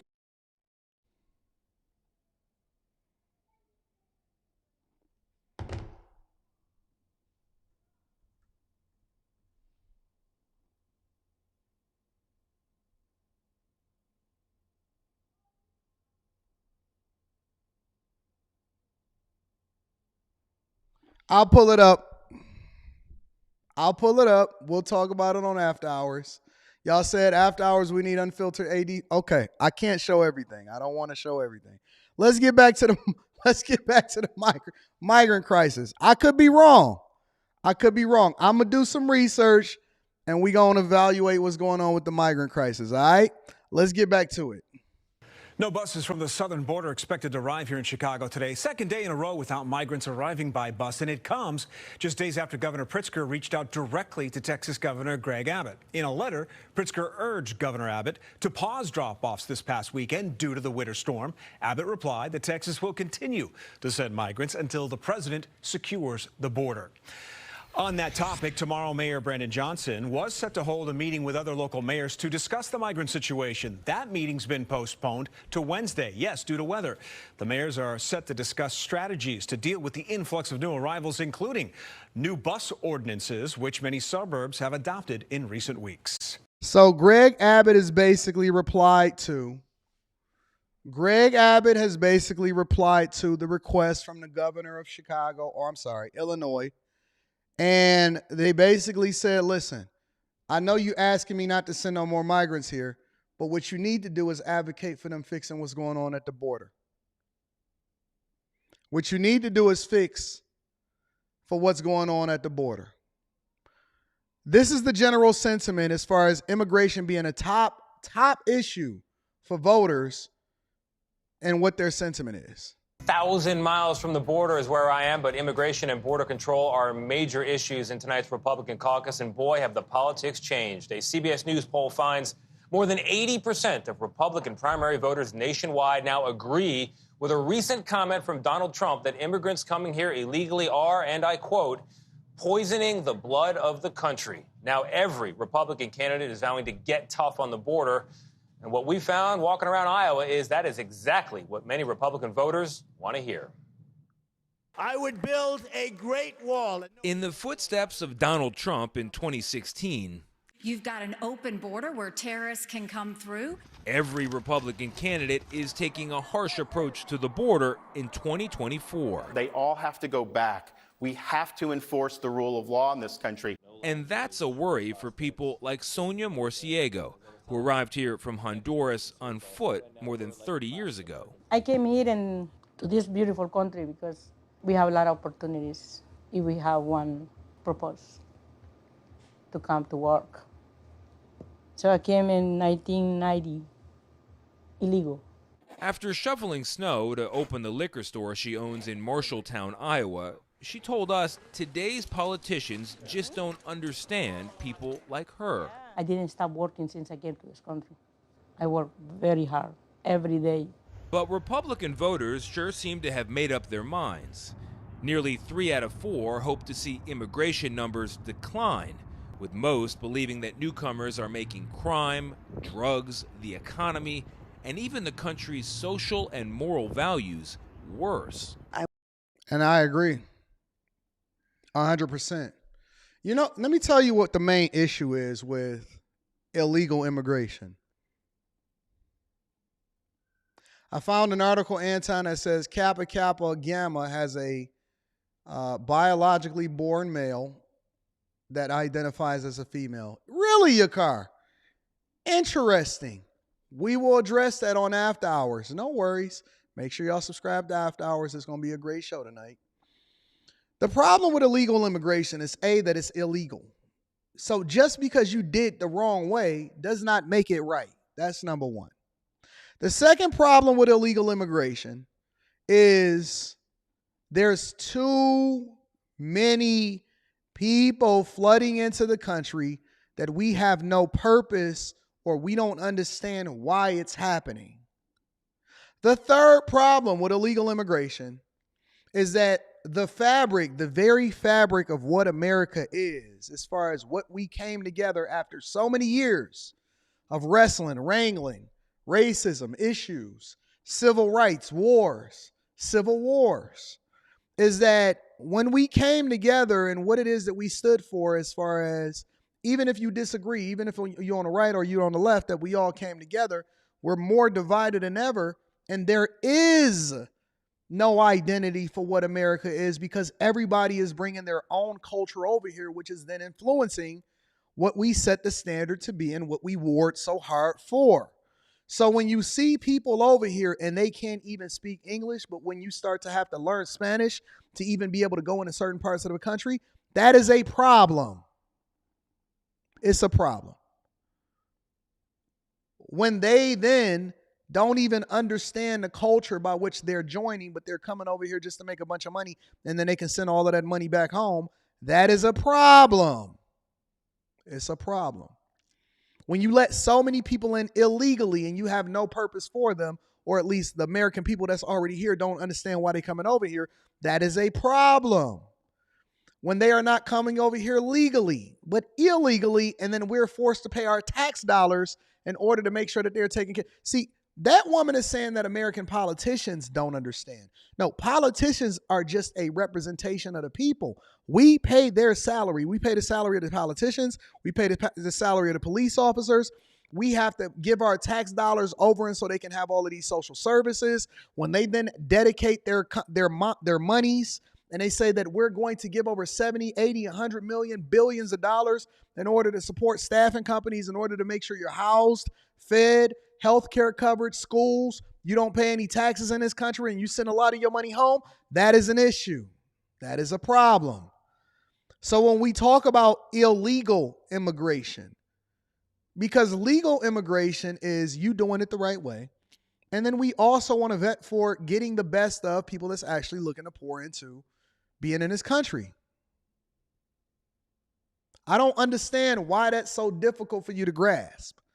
The reason why we have a problem with illegal immigration, A, is because it's illegal, and then B, we trying to understand the value that you add into this country. See, if I go over into another country and I just say, you know what, I want to be a citizen, I can't just do that. I can't just do it. I'm okay with immigration, but it has to be done the right way and it has to be done legally. And we need to vet and figure out who's coming over into this country, because when you cannot close off and control what is coming in and out of your borders, that is a problem. I want a culture that's still our culture.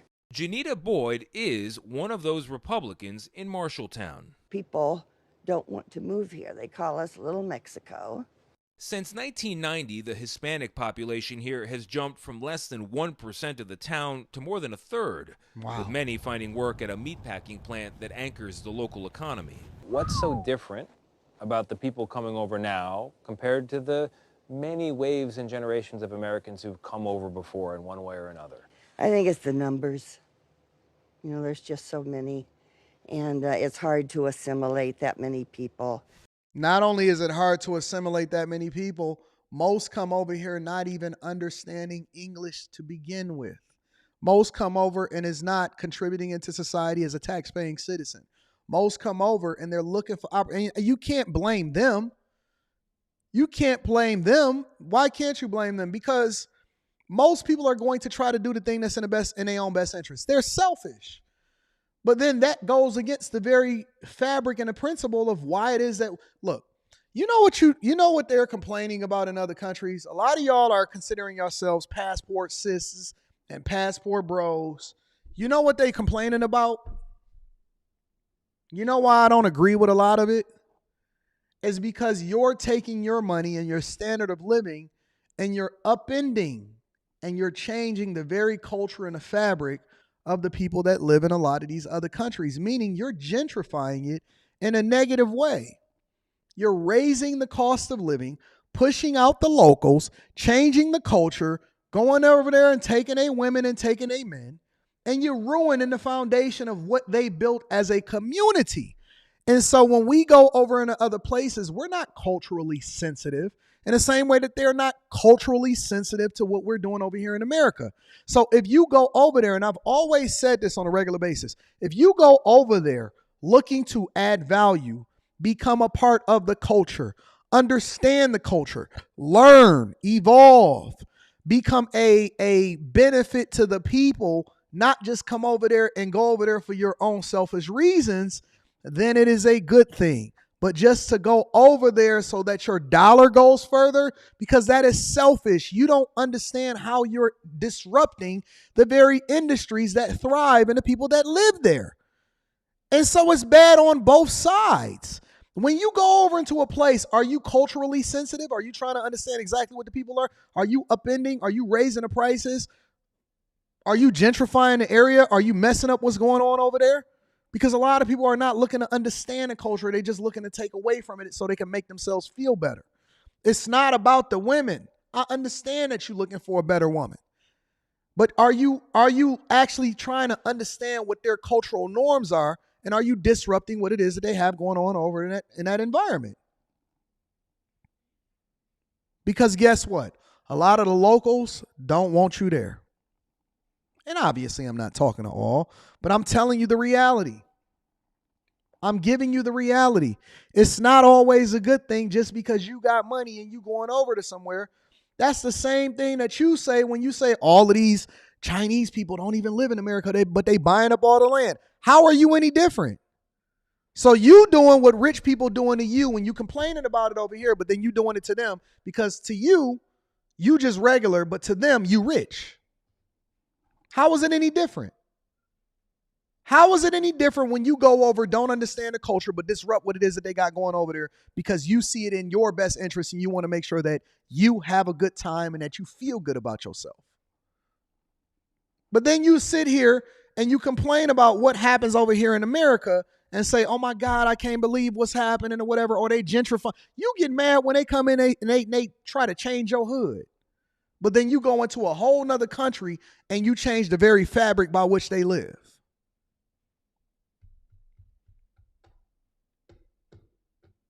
I just did a review show, Pink Lady, of a woman that moved down to, what was it, Mexico?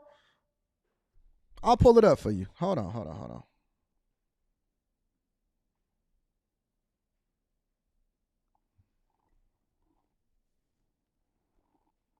Give me a second.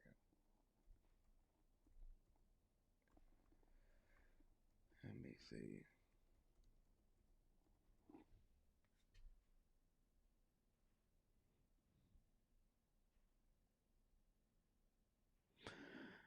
This one right here. I'm much happier living in Mexico City in the U.S., and this is how much it costs. And one of the things that they were saying inside of the video, I'll pull it up for you. One of the things that they were saying inside of the video, plenty of people move abroad. That is not nothing new. You said, where are they doing this at? Everywhere. Everywhere. Plenty of people move over to Mexico City. I just did a review on this last year.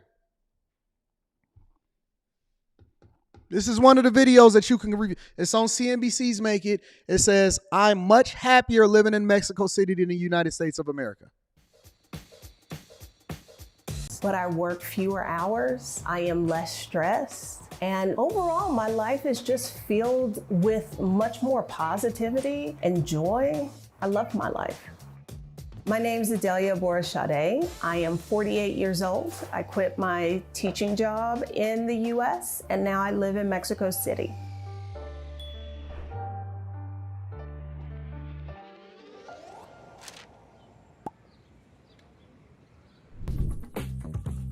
Since moving abroad, the thing in my life that has changed the most is how I think about work and how I think about leisure. Particularly here in Mexico and Mexico City, things are just a lot more laid back than in the US. I am no longer in a rush to do anything.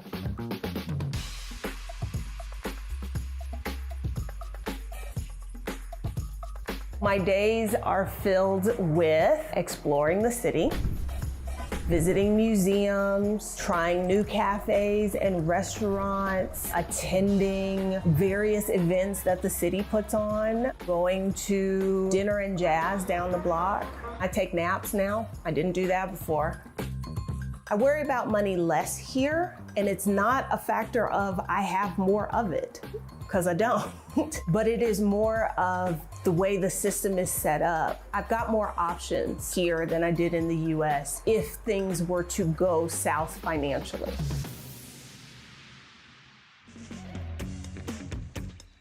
I don't budget. My financial priorities are funded first, and then I don't worry about how the rest of the money is spent. But having income as an entrepreneur that goes up and down each month, that keeps things exciting, keeps me on my toes. I can at least afford to go to the doctor here or the dentist. Those things are within my reach where they weren't before, even with medical insurance. Do not cook a lot. If I'm going out to eat, about $20. I'm gonna fast forward it a little bit. Give me a very second. often.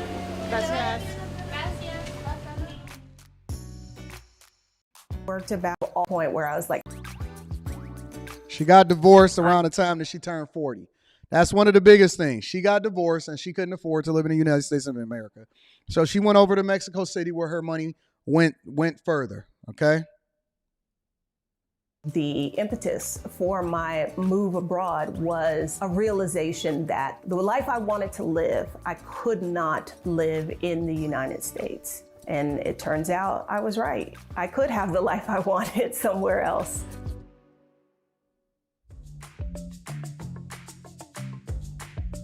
Teaching in the United States, I made just shy of $60,000. And I left the US to take a job that was going to pay me 60% less than that. I had my eyes wide open. Live someplace in Latin America where I could continue to improve my Spanish, and I wanted a city that was walkable and had mass transit and had a strong international airport. My favorite thing about living in Mexico City, this is a toss-up. It's neck and neck between the tacos and the overall vibe and the unexpectedness of things. You may see someone riding down the street on a unicycle in a genie costume, and that's just Tuesday. Like, I love that.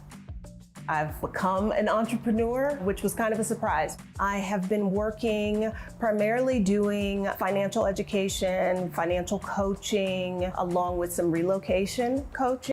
So you broke, couldn't afford to survive inside of the United States of America. Listen to what's happening here. You was broke, divorced, destitute, couldn't afford to continue to survive in the United States of America. Then you go over to Mexico and you started to do some coaching. Now you're a financial coach. Now you got a website and you a financial coach. Your money didn't stretch as far. You couldn't rock out. You couldn't figure it out.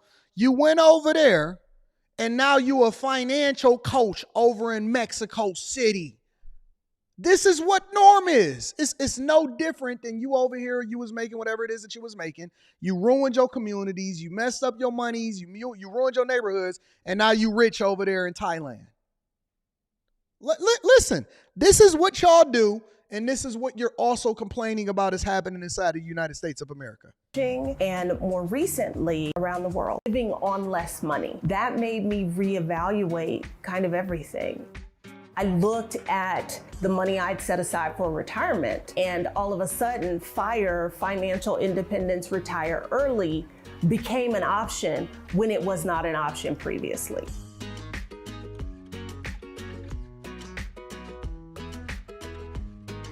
Looking at my numbers, turns out that I had already achieved Coast FIRE. So I have enough money saved and invested for retirement. The money that I make now, I can just live on. So in Mexico City. But now did you disrupt the culture and what was going on? Well, you were part of the fabric that messed up what was going on over there because you didn't do what you were supposed to do over here. But let's continue. Saving isn't a top priority. Despite making of the cost, I was able to do the money and how you spend your money. Understand the sacrifices I've had to make living in Mexico City are primarily related to my children and my grandchildren. I can't always be there for birthday parties. There's another video. Hold on, I got another one for y'all really quickly. I live here. Is it time to move to? Oh, here it is. This is the better one. So that was her, right? But here's the better one. Now, you see what she did and why she did it, right? You see why she's moving. Now, here's the other one, the compilation that also gives perspective from the people that live in Mexico City and what they experience as a result of you moving there, okay? Let me move it forward a little bit. I want to make sure I get to the right spot. Much of his life in the most central parts of the city. En el siglo XX hubo un aumento de estadounidenses vinieron de americanos en la Ciudad de México, pero el cambio se dio justo con la pandemia, que comenzamos a ver que las calles de la colonia Roma y la colonia Condesa se comenzaban a llenar de un nuevo tipo de visitante. These neighborhoods are the heart of gentrification in Mexico City today.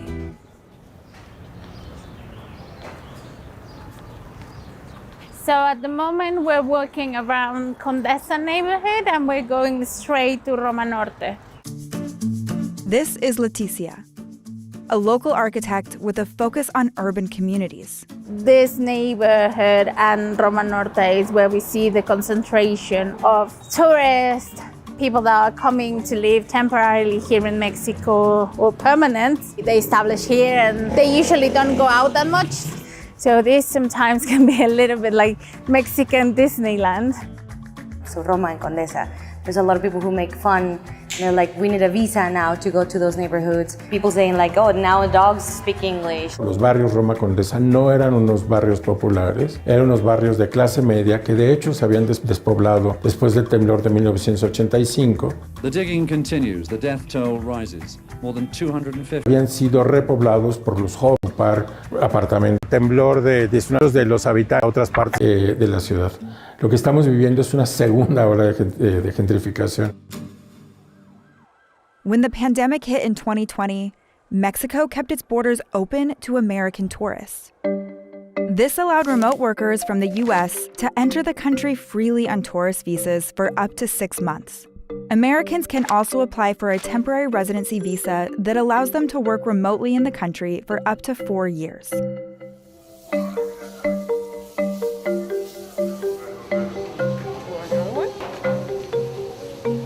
The amount of peace and ease that I have in this life, I would not trade that for a world. Not more money, not more stuff, none of those things. So basically, and then it goes on, and you can go ahead and watch this video. The name of this video is Why Are Americans Relocating to Mexico City for a Better Life? And it breaks down the same things that's happening across the world for moving into certain cities. And it also describes, yes, you have a better life, and yes, your standard of living rises because your dollar goes further. But then it also goes into, in this very one, in this very narrative, it breaks down also why it's also disrupting the locals and the problems that they're having with all of the Americans that's running over there too. So it's not just one way. We tend to only look at things and say, well, how is this affecting us? The same way that we're affecting other people. That's a fear we heard about often here in Iowa. First, on a farm. A lot of these people, and right or wrong, but are bringing their own culture with them, and they're not interested in becoming American. A lot of these people are bringing their culture with them. A lot of these people are bringing their culture with them. They are not interested in becoming American. They are not interested in learning your culture and embracing it. They're interested in the finances that comes along with capitalism and trying to figure out how they can bring their culture and then make it one big melting pot.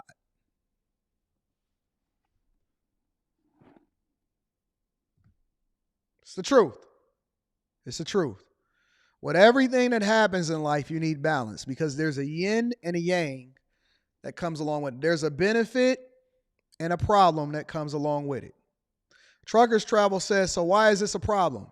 Well, it's the same problem from those that say that they're mad that migrants are moving into their neighborhoods when monies that they pay from a tax perspective is being allocated towards supporting them, but it never was going back into the very communities that paid the taxes in the first place. That's why it's a problem.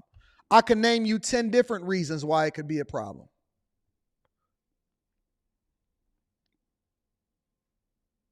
I can name you 10 different reasons of why it would be a problem.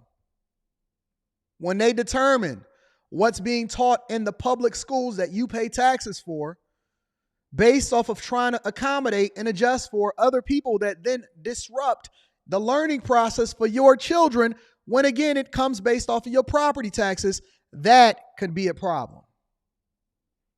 When the city's budgets are absolutely destroyed and there is no control over who coming in and going out, that could be a problem.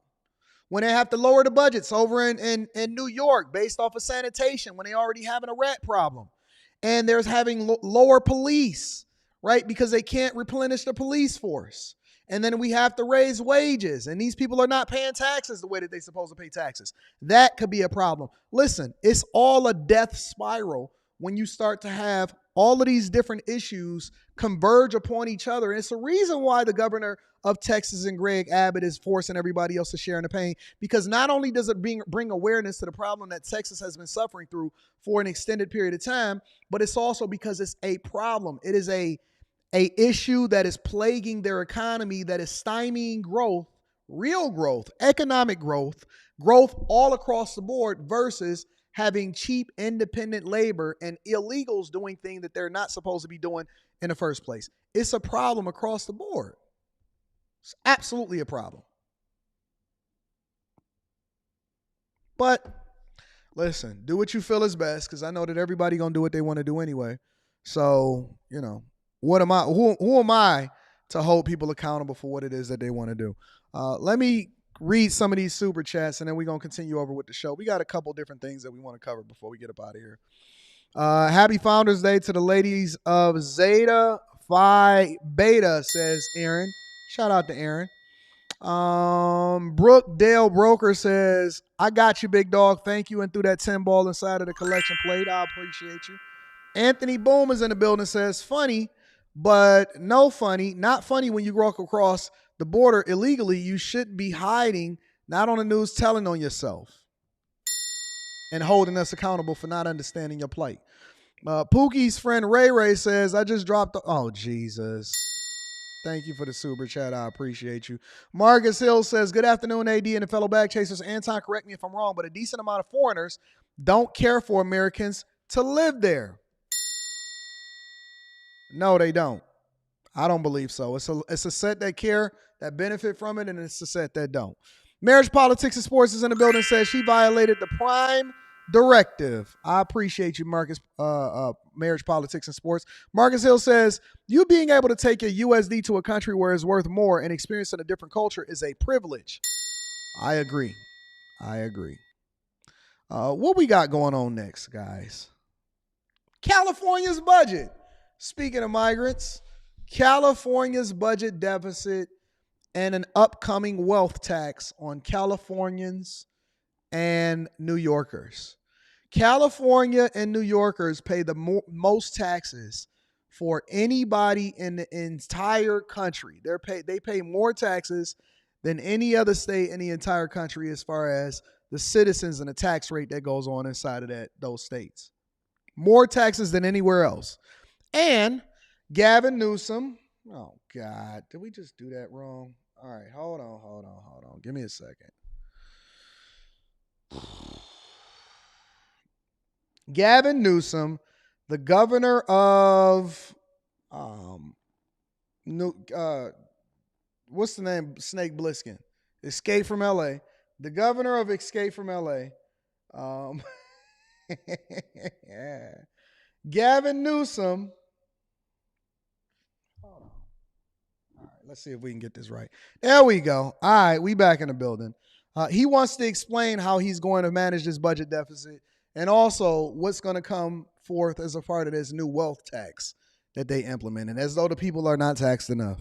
Well, welcome to the Setting the stage for likely a difficult budget year, Governor Gavin Newsom presented the first draft of his proposed $291 billion state spending plan. I hope the story is one of resilience, and it's also a story that, again, in closing, as I began, recognizes this is a story of correction and normalcy. Newsom at odds with the state's Legislative Analyst Office, which pinned the state's budget shortfall at $68 billion.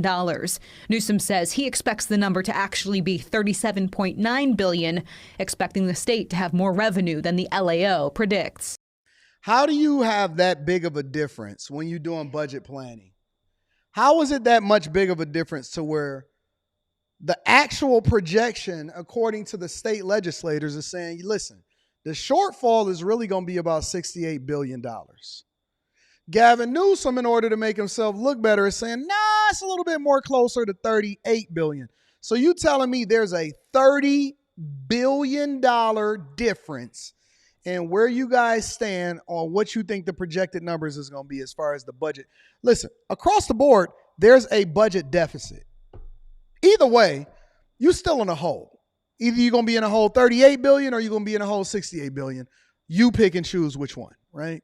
Usually the people that are smart try to go and err towards whatever it is that is going to be the biggest budget deficit so that they can try, if you have a surplus in any way or it's not that bad, then you can always, promise less, deliver more, right?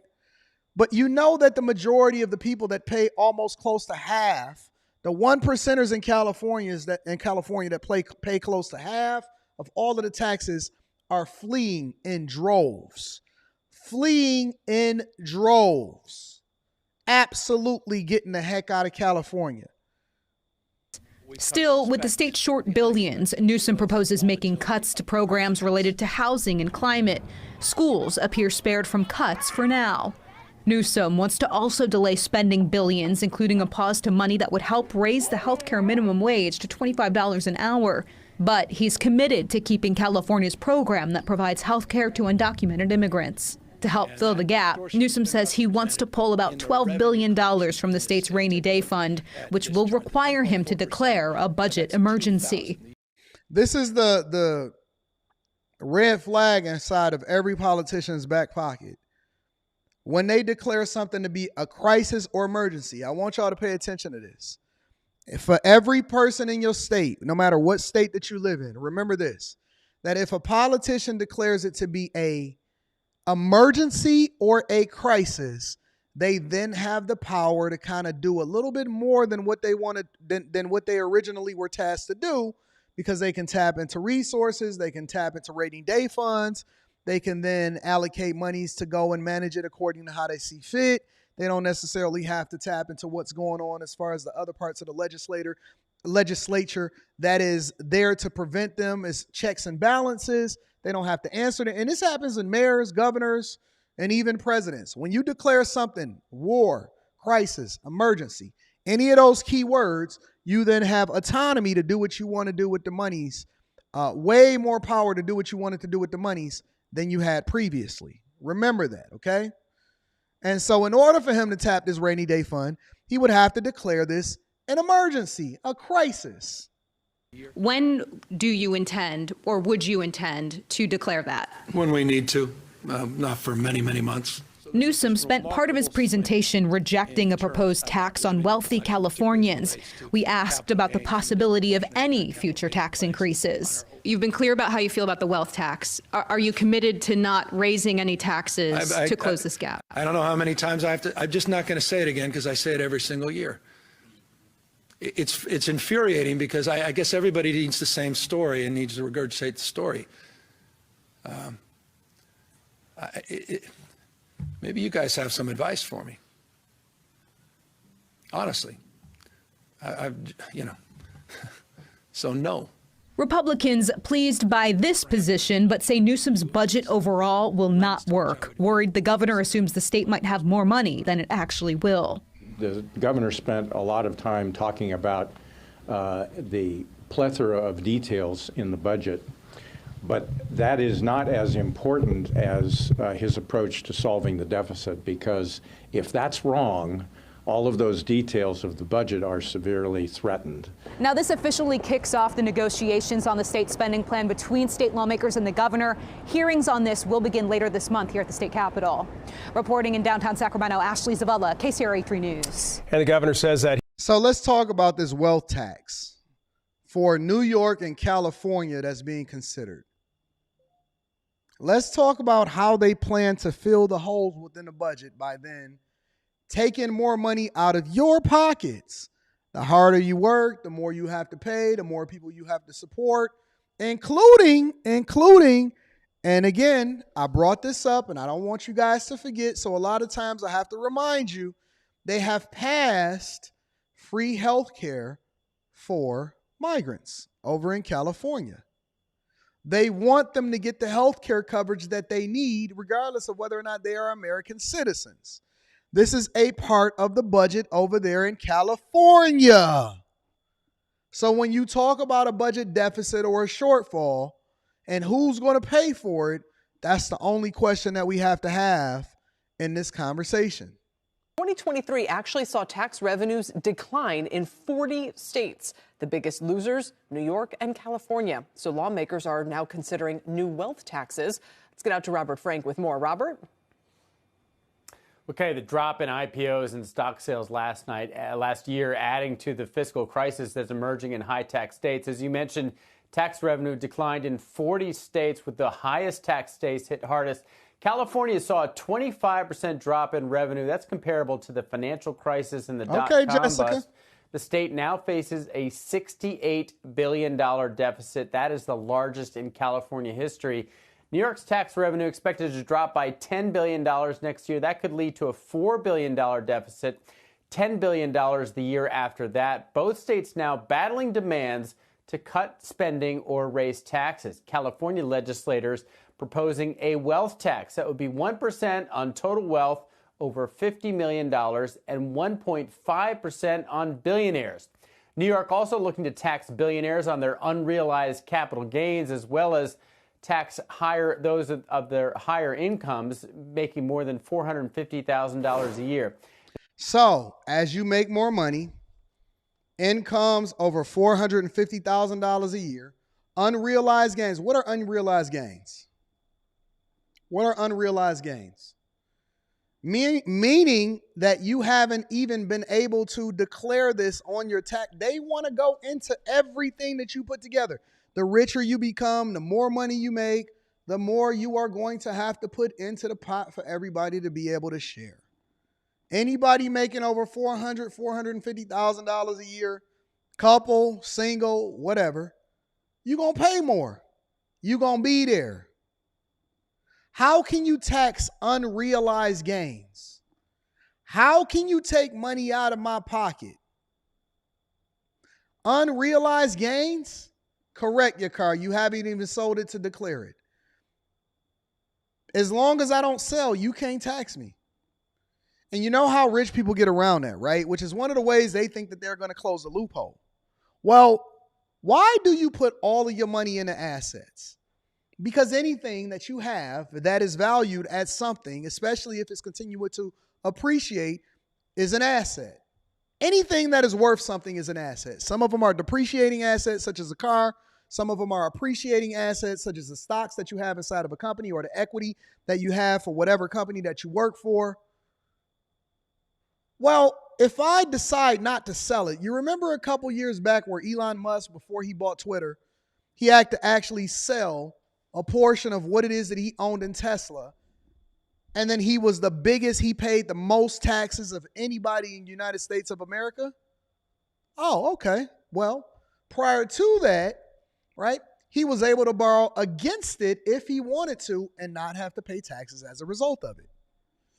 When you pull the equity out of a property, when you borrow against it versus leaving it in there, and this is one of the reasons why it's more important to have assets, because you can leverage those assets, especially, and again, I'm not a tax professional, so make sure that you go and tax, you talk to, like I always say, make sure you also confirm and talk to whatever strategy and a tax strategist, go and confirm it with a CPA or a certified public accountant, right? You can actually borrow against your assets, which does not allow for you to have to pay taxes on that particular monies, right? And so what he wants to do is he wants to take money out of your pocket and say, I want to tax unrealized gains and I want to levy a higher tax against people that's making a certain amount of money over a longer period of time. The game for most people that's really trying to get rich is not how much money you can save, because that's money that's already taxed. When you work at your job and they give you your paycheck based off of what tax bracket that you're in, they take their money first and then allow for you to sit it in the bank to continue to, the value of that money continues to go lower based off of the idea that you're not even beating the rate of inflation, meaning that the value of your money is becoming lower and lower every day because the value of the dollar is going lower because the cost of living is going higher, right? And so you pay taxes in order to have your money devalued even more, and then the bank loans your money out in order to make interest on top of it. And the only way to beat that game is to not look at cash or money saved as an opportunity for you to get rich. You cannot save your way to getting rich. It is impossible. You have to invest and have your money in assets that then appreciate and give off residual income over a longer period of time that allows for you to live the life that you want to live. And then you pay a lower tax rate based off of whatever those gains are. Or you actually don't pay hardly anything depending on how it is that you set up your taxes. Again, you might want to talk to your CPA as a result of it. But the point is, and the fact of the matter is, these states are doing the opposite of what it takes for you to get wealthy or to inspire businesses to open up more businesses and for the population to move over there. As they indicated, over 40 of the states over the last fiscal year actually lost revenue, went down, meaning that people are making less money to have left to give into the coffers, and the cost of doing business over in these states are more. You cannot tax your way to success. They cannot long-term fill the budget deficit and shortfalls by continuing to tax the people. And it is a short-term solution for a long-term problem. I see you, Kelvin. You can save your way to living in Mexico City, though. That's what you said. Let me go into this last part of the show, because you know we got to get to the money, ladies and gentlemen. Give me a second. Marcus Hill is in the building, says, people die trying to get to America, and we see the sadness in this, but don't understand the luxury of our privilege. We don't even have to worry about losing our lives when we go to other countries. Well, it depends on what country you go to and what part of that country. Because there's hoods everywhere, Marcus. But it is a privilege of being born in and making money inside the United States of America. Absolutely, I agree with you. Last thing that I want to talk about is timeshares. Now, what has inspired this conversation about timeshares? Well, number one, I get questions inside of my emails all the time with people that's looking to buy timeshares, and I tell them absolutely, positively not. People keep telling me, Anton, I'm going over to Vegas, and they want to be able to, they just want me to sit there and look at the timeshares and look at this presentation of a timeshare, and then I can get some free tickets, or I can get a free hotel night, or I can get tickets to a show. Anton, they just want me to sit through this presentation, and then I can get it in the timeshare. Absolutely not.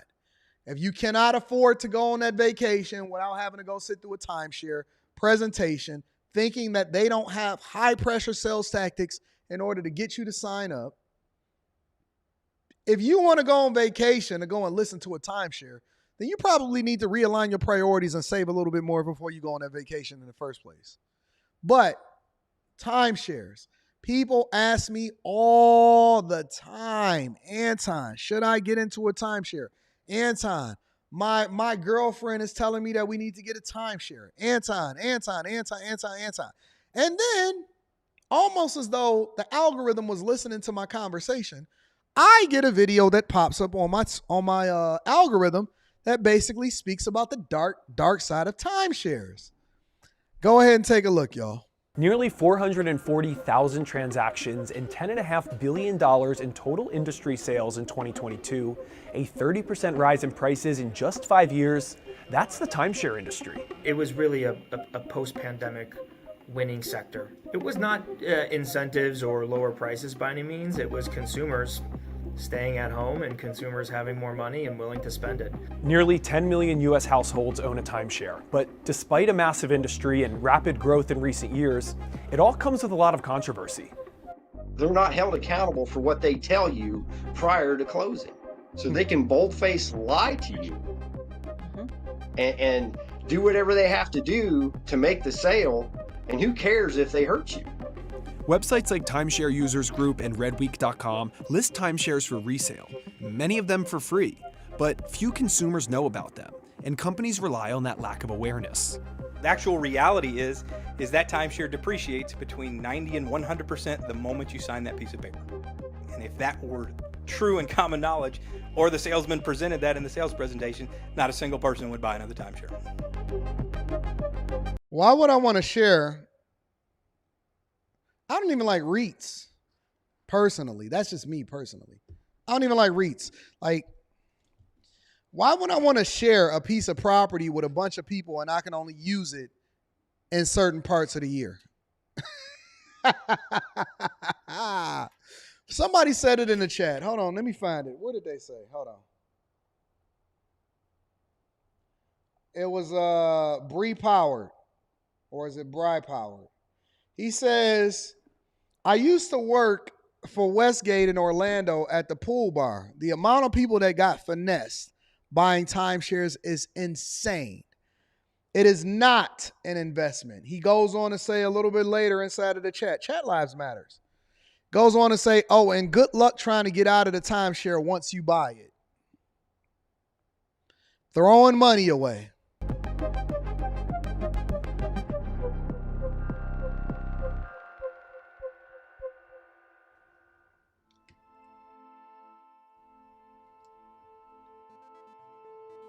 This is Sheila Wagner. She took her first vacation in Pigeon Forge, Tennessee in May of 2020. During her trip, she was invited to a timeshare presentation with Capital Vacations, one of the largest privately owned timeshare companies in the U.S. We loved the place we were staying, and it was 2020, so we were told that they were offering a deal where they would give you double the amount of points for signing up. For $31,000 and $1,700 in annual maintenance fees, Sheila got 300,000 annual timeshare points. You paid $31,000 and you have to pay $1,700 in annual maintenance fees. How many people is a part of this timeshare that's paying $1,700 in annual? Man, you can't. Ain't no way in the world that you can convince me to sign up for that deal just because you went on vacation and you had a good time. Somebody bust you down on vacation and now you want to stay there forever. You got this euphoric moment where you going to go over there and you want to own a piece of the American dream and you going to pay $1,700 in maintenance and $31,000. Jesus Christ. Unreal. In annual maintenance fees, Sheila got 300,000 annual timeshare points. What is the points for? Traditionally, timeshares have been sold as fixed or floating weeks. Today, it's mostly a point system. The industry has made it very, very clear that today's consumer wants flexibility, wants the ability to go different locations each and every year, and the point model that almost all major developers have adopted reflects that. Shortly after going back home, Sheila tried to book a trip and soon realized the destinations that she had hoped for weren't an option. After many calls with Capital Vacations, she was told she had to upgrade for another $42,000 to be able to use her points in the way that she wanted. Now, I know I'm a C student, and my mental math may be mathing, but 42 and 31, an additional $42,000 and $31,000 is what, 73? $73,000 in payments and $1,700 a month in maintenance. Good God. You can buy a place for that. You can literally go and buy a place for that, Airbnb it out or rent it out on a short-term or long-term rental basis and still own it and have equity in whatever place you decide to buy. Good God. You paying over $70,000 to be able to be a part of a point system? Jesus Christ. She says Capital Vacations even promised to buy back her points to cover the cost of the upgrade if she put it on her credit card. She later found out that wasn't true and had to resort to other measures to pay off her new loan. Interest rate being 15%, as you can imagine, that's huge. So the only thing I could do was borrow money from my 401k, my retirement. All because you fell in love with a place and a destination on vacation. You borrowed money from your retirement. Y'all can't be this crazy. Y'all cannot be this crazy to participate in these timeshares. Good God. Under no circumstance do you draw from your 401k in order to pay for a timeshare. And you getting finessed with 15% interest? This look like, this is worse than a payday loan. To pay off the $42,000 loan. Her maintenance fees have now surpassed $5,000, well above the national average of nearly $1,200. I even told Capital if I won the lottery, the first thing I would do is buy their company and fire all of them. I could retire if I had my money back from this, but I can't retire right now because of this situation that I'm in. You can't even control how high the maintenance fees go? So her maintenance fees is now $5,000 a year?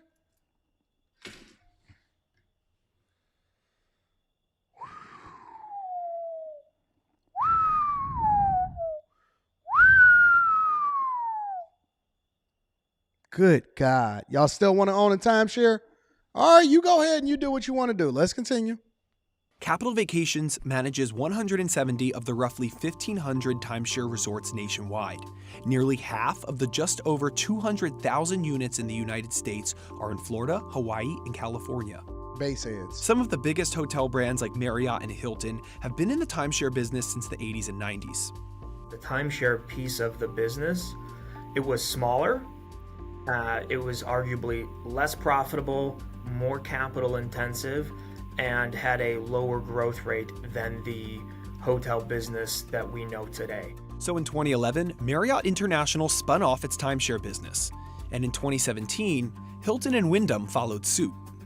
Basically, the hotel brand company said, we are the franchisor, we own the brands, let's let someone else, in this case, the timeshare companies, grow our brand on our behalf, and they pay us a license fee or a royalty fee to do so. In 2021, Wyndham Destinations acquired Travel + Leisure, which is now its parent company. This is just one of the many consolidations that's occurred over the past decade. Wyndham is going to make about $90 million from TNL, and that's about 13% of Wyndham's adjusted earnings profile as a combined company. Hilton, the license fee that HGV pays, is going to be about $140 million, all variable, and that's about 4.5% of Hilton's earnings. The largest privately owned timeshare company, Westgate Resorts, has an That's Westgate, baby. Annual revenue of $1.5 billion. The 2012 documentary Queen of Versailles spotlighted Jackie Siegel, the wife of David Siegel. Have y'all ever heard of David Siegel and Jackie Siegel? I think it's still on Netflix. There was this documentary and everything was going broke because of the 2008 crisis, right? And they were building this huge mega mansion that was basically a replica of another mega mansion that they had seen over in Versailles. And they was calling her the Queen of Versailles because they were building it here. And he acquired his fortune. He's largely considered the timeshare king because he acquired his fortune off of building a timeshare company. Now, obviously, back in 2008, during the recession, before when they had first started filming this, they weren't able to finish the house because there was a crisis that was happening in the recession, right? Which means that the first thing that people start cutting out and the first thing that people started reneging on is anything that had to do with leisure or travel because they were in survival mode. One of the reasons I don't invest in airlines, one of the reasons I don't invest in hotels, right? Because people start canceling their timeshares, and it's called Queen of Versailles. That's correct, Azriel. And they were building this back in 2008 or before 2008, before the recession. The economy crashed. They had to pause everything. And then once the economy started picking back up, they started continuing I think they did like an update recently, probably within the last few years. They started going back to building, and they wanted to actually finish the mansion. And she had put all of these millions and millions of dollars worth of tacky art and trinkets and stuff that she was picking out to be a part of it. And she got older and she was all busted and anything like that. But this man is largely considered the king of timeshares.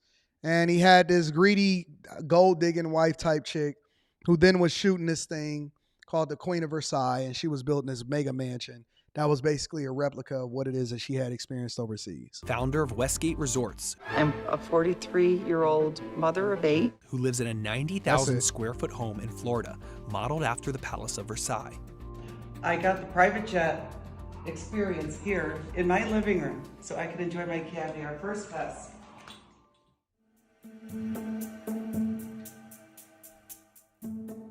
This is horrible. This is absolutely horrible. According to a study out of the University of Central Florida, 85% of timeshare owners regret their purchase. But getting out of one is not easy. Even when paying off a loan, the owner is perpetually accountable for an ever-increasing maintenance fee. The Better Business Bureau has received over 3,000 complaints for Hilton Grand Vacations, Wyndham Destinations, and Marriott Vacations worldwide. Typically, a mortgage company will say, sure, if you pay off the loan, then you can get out of the timeshare. But the timeshare companies sometimes are also the lending entities, so they own the mortgage, and that gives them more flexibilities to find a way for you to curtail your exit and pay off the mortgage or not, all at the same time. When the housing crisis hit in 2008, Americans owning timeshares felt the pressure. In a 2009 Q1 earnings call, Marriott said it had $28 million worth of contract cancellations. Industry-wide, owners defaulting on payments more than doubled from 2007 to 2009. This pressure gave rise to the timeshare exit industry. LLCs formed, allowing owners to transfer their unwanted timeshare deeds over for a few $1,000s. But many of these exit companies that formed at the height of the financial crisis turned out to be empty shell companies. The resorts didn't catch wind of this until maintenance. They realized they were sending 2,000 maintenance fee bills to the same address in Delaware. And no one's answering the phone. And so that really just rocked the industry. That they've closed that loophole because it just got absurd, and it's absolutely crippled some of these companies with thousands and thousands of defaulted ownerships. Timeshare exit companies are still found all over the internet. But nowadays, Rogers says that the strategy of these exit companies is often just telling owners to default on payments. And the owner is overjoyed. Oh my goodness, I finally got out of my timeshare. This company did exactly what they told me they were going to do, and getting me out of my timeshare, not realizing that all they did was stop paying and roll the dice. The U.S. Department of Justice has made efforts to curb exit company scams, like this in November of 2022, or this in Washington state. Between 2015 and 2021, personal finance author and radio host David Ramsey allegedly received more than $30 million to promote Timeshare Exit Team, a company later known as Reed Hyde & Associates. I've been recommending these guys for the past 3 years, and I am so... Yeah, I remember that. I remember when Dave Ramsey, they was doing the sponsorship because they was running ads on Dave Ramsey. That's why I'm very careful about even entertaining some people that want to run ads over here on the Millionaire Morning Show, because I would never advocate for something that I don't already use for myself. And so, yeah, he got caught up in a lot of that and got a lot of flack from it. Listen, the point of this whole thing is, and I'm personally telling you this myself, never, ever, under any circumstance, let me say this again, under any circumstance, ever sign up for a timeshare. Never, ever, under any if you are subscribed here, if you are a bag chaser, make sure you tap into the Patreon. Link is in the description as well as pinned to the top of the chat. If you are a bag chaser, if you are a part of my Patreon, if you are part of Stock Club, if you ever come to any of my meetups, if you are subscribed to this channel, don't ever,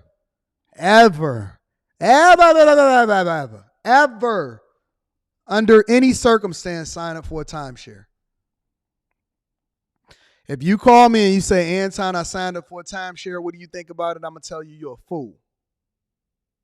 I'm telling you definitively right now.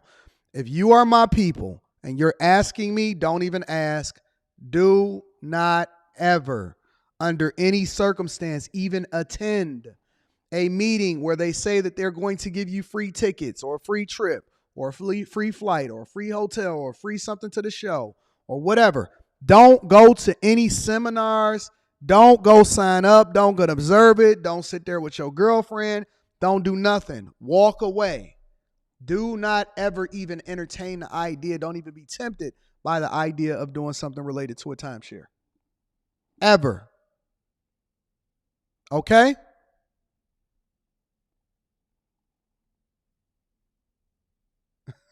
Anton, you aren't allowing free thinking. No, I'm not going to let y'all crash out like that. I'm not going to let you crash out like that. We're going to do it the right way. All right? Ever. Read a couple of super chats and then we're going to get y'all up out of here for the day. We got after hours tonight, so make sure y'all tune in to after hours, y'all. Greg Charlie is in the building, says, I've seen Chris Angel, Blue Man Group, and Cirque du Soleil from sitting through a presentation and never bought nothing. Good seats, though. Listen, don't go to a timeshare presentation. Don't go to a timeshare presentation, okay? They are not offering you this free thing because most people turn them down. They are very, very good at selling you on getting a timeshare. Don't go to a timeshare presentation, okay? Karen Parker says, in 2018, my husband and I went to a timeshare presentation and got see?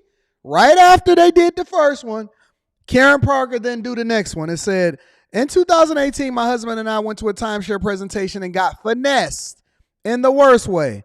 We applied for credit to cover the cost. We canceled within a 7-day period. Thank God, don't do it. You don't think that they went in there thinking that they was going to say no? They said that they was going to say no, and they did the exact opposite of what you said. I'm telling you. I am telling you, fam. Don't do it. Don't do it. Okay? Just go and pay for the tickets to go to it yourself. You ain't got to do it. Thank you, Karen. I appreciate you. Preston Walker, shout out to my Idaho bag chasers. Jesus. Tell them how to shut one down. I know some people that have one. Oh, man. No, we're going to get to the root of it. Y'all shouldn't be going in the first place. Anton, are you going to the draft this year? The NFL draft is here in Detroit, so I might go, yeah. My new penthouse is going to be done in the best building inside of the city, and the draft is going to be dope, so I might go to the draft this year. Actually, I might rent out my place for that particular week, so if anybody is interested in renting out my penthouse, fully furnished, and you want to stay in the King of the Bag Chasers place, make sure you email me at antondaniels.com and maybe we can work out a deal. I'm just going to tell you, I have the best view in the entire city. There is no view that is better than my penthouse that is going to be brand new, opening in February, okay? So if anybody is interested in renting out the penthouse because you're going to be here for the draft, make sure you hit me up. We'll figure it out. If you're a bag chaser, I'll work something out with you, okay? Go and look at the prices of what hotels and Airbnbs is going for during that particular weekend. It's going to be in April. Go and look at the prices and then come and talk to me and say, Anton, I want the best view that's overlooking Canada and the entire city that's literally walking distance away from where they're holding the NFL draft, okay? And I'm going to see what I can do for you. If you're a chaser, now I am going to warn you. I will warn you. Again, it is the penthouse. It is the top floor of a brand new all glass building. That's the best views in the city. I will warn you, it will not be cheap. It will not be cheap. I'm going to see y'all for after hours tonight. Shout out to Dan Stan Yoga. Says, thank you, AD, for providing value daily. You're welcome, my friend. You are welcome. All right, so listen. After hours is tonight. Thank you, everybody, for continuing to tap in. I love you. I appreciate you. Hey, if you rent out the penthouse, I throw the S-Class in for you. You get a private driver. Listen. Everything that we do is an investment. Everything that we do is an investment, okay? The actual penthouse that I have is a business penthouse. It is in a company name, so we're going to figure that out, all right? Can you come to Austin? You know I'm coming to Austin. And I ain't been to Austin yet. You know I'm coming to Austin. Let me see what else y'all got before I get up out here. I don't even believe in making payments on a vacation, let alone the facts. And I think people do this, especially black people. I thank God I learned from my parents who made that. Sometimes we learn from what people did do wrong. We learn what not to do. You know what I'm saying? Antonio Watkins says, I know someone that has a timeshare. I was asking about the payments and why you don't get out. They said they really need it. I just left. Oh, God. Jesus Christ. Good God. Listen, I love y'all. I appreciate y'all. Thank y'all for continuing to hold me down. Yeah, we're going to get to it. All right, ladies and gentlemen, we're going to get up out of here. I need y'all to do me one more favor before we get up out of here, y'all.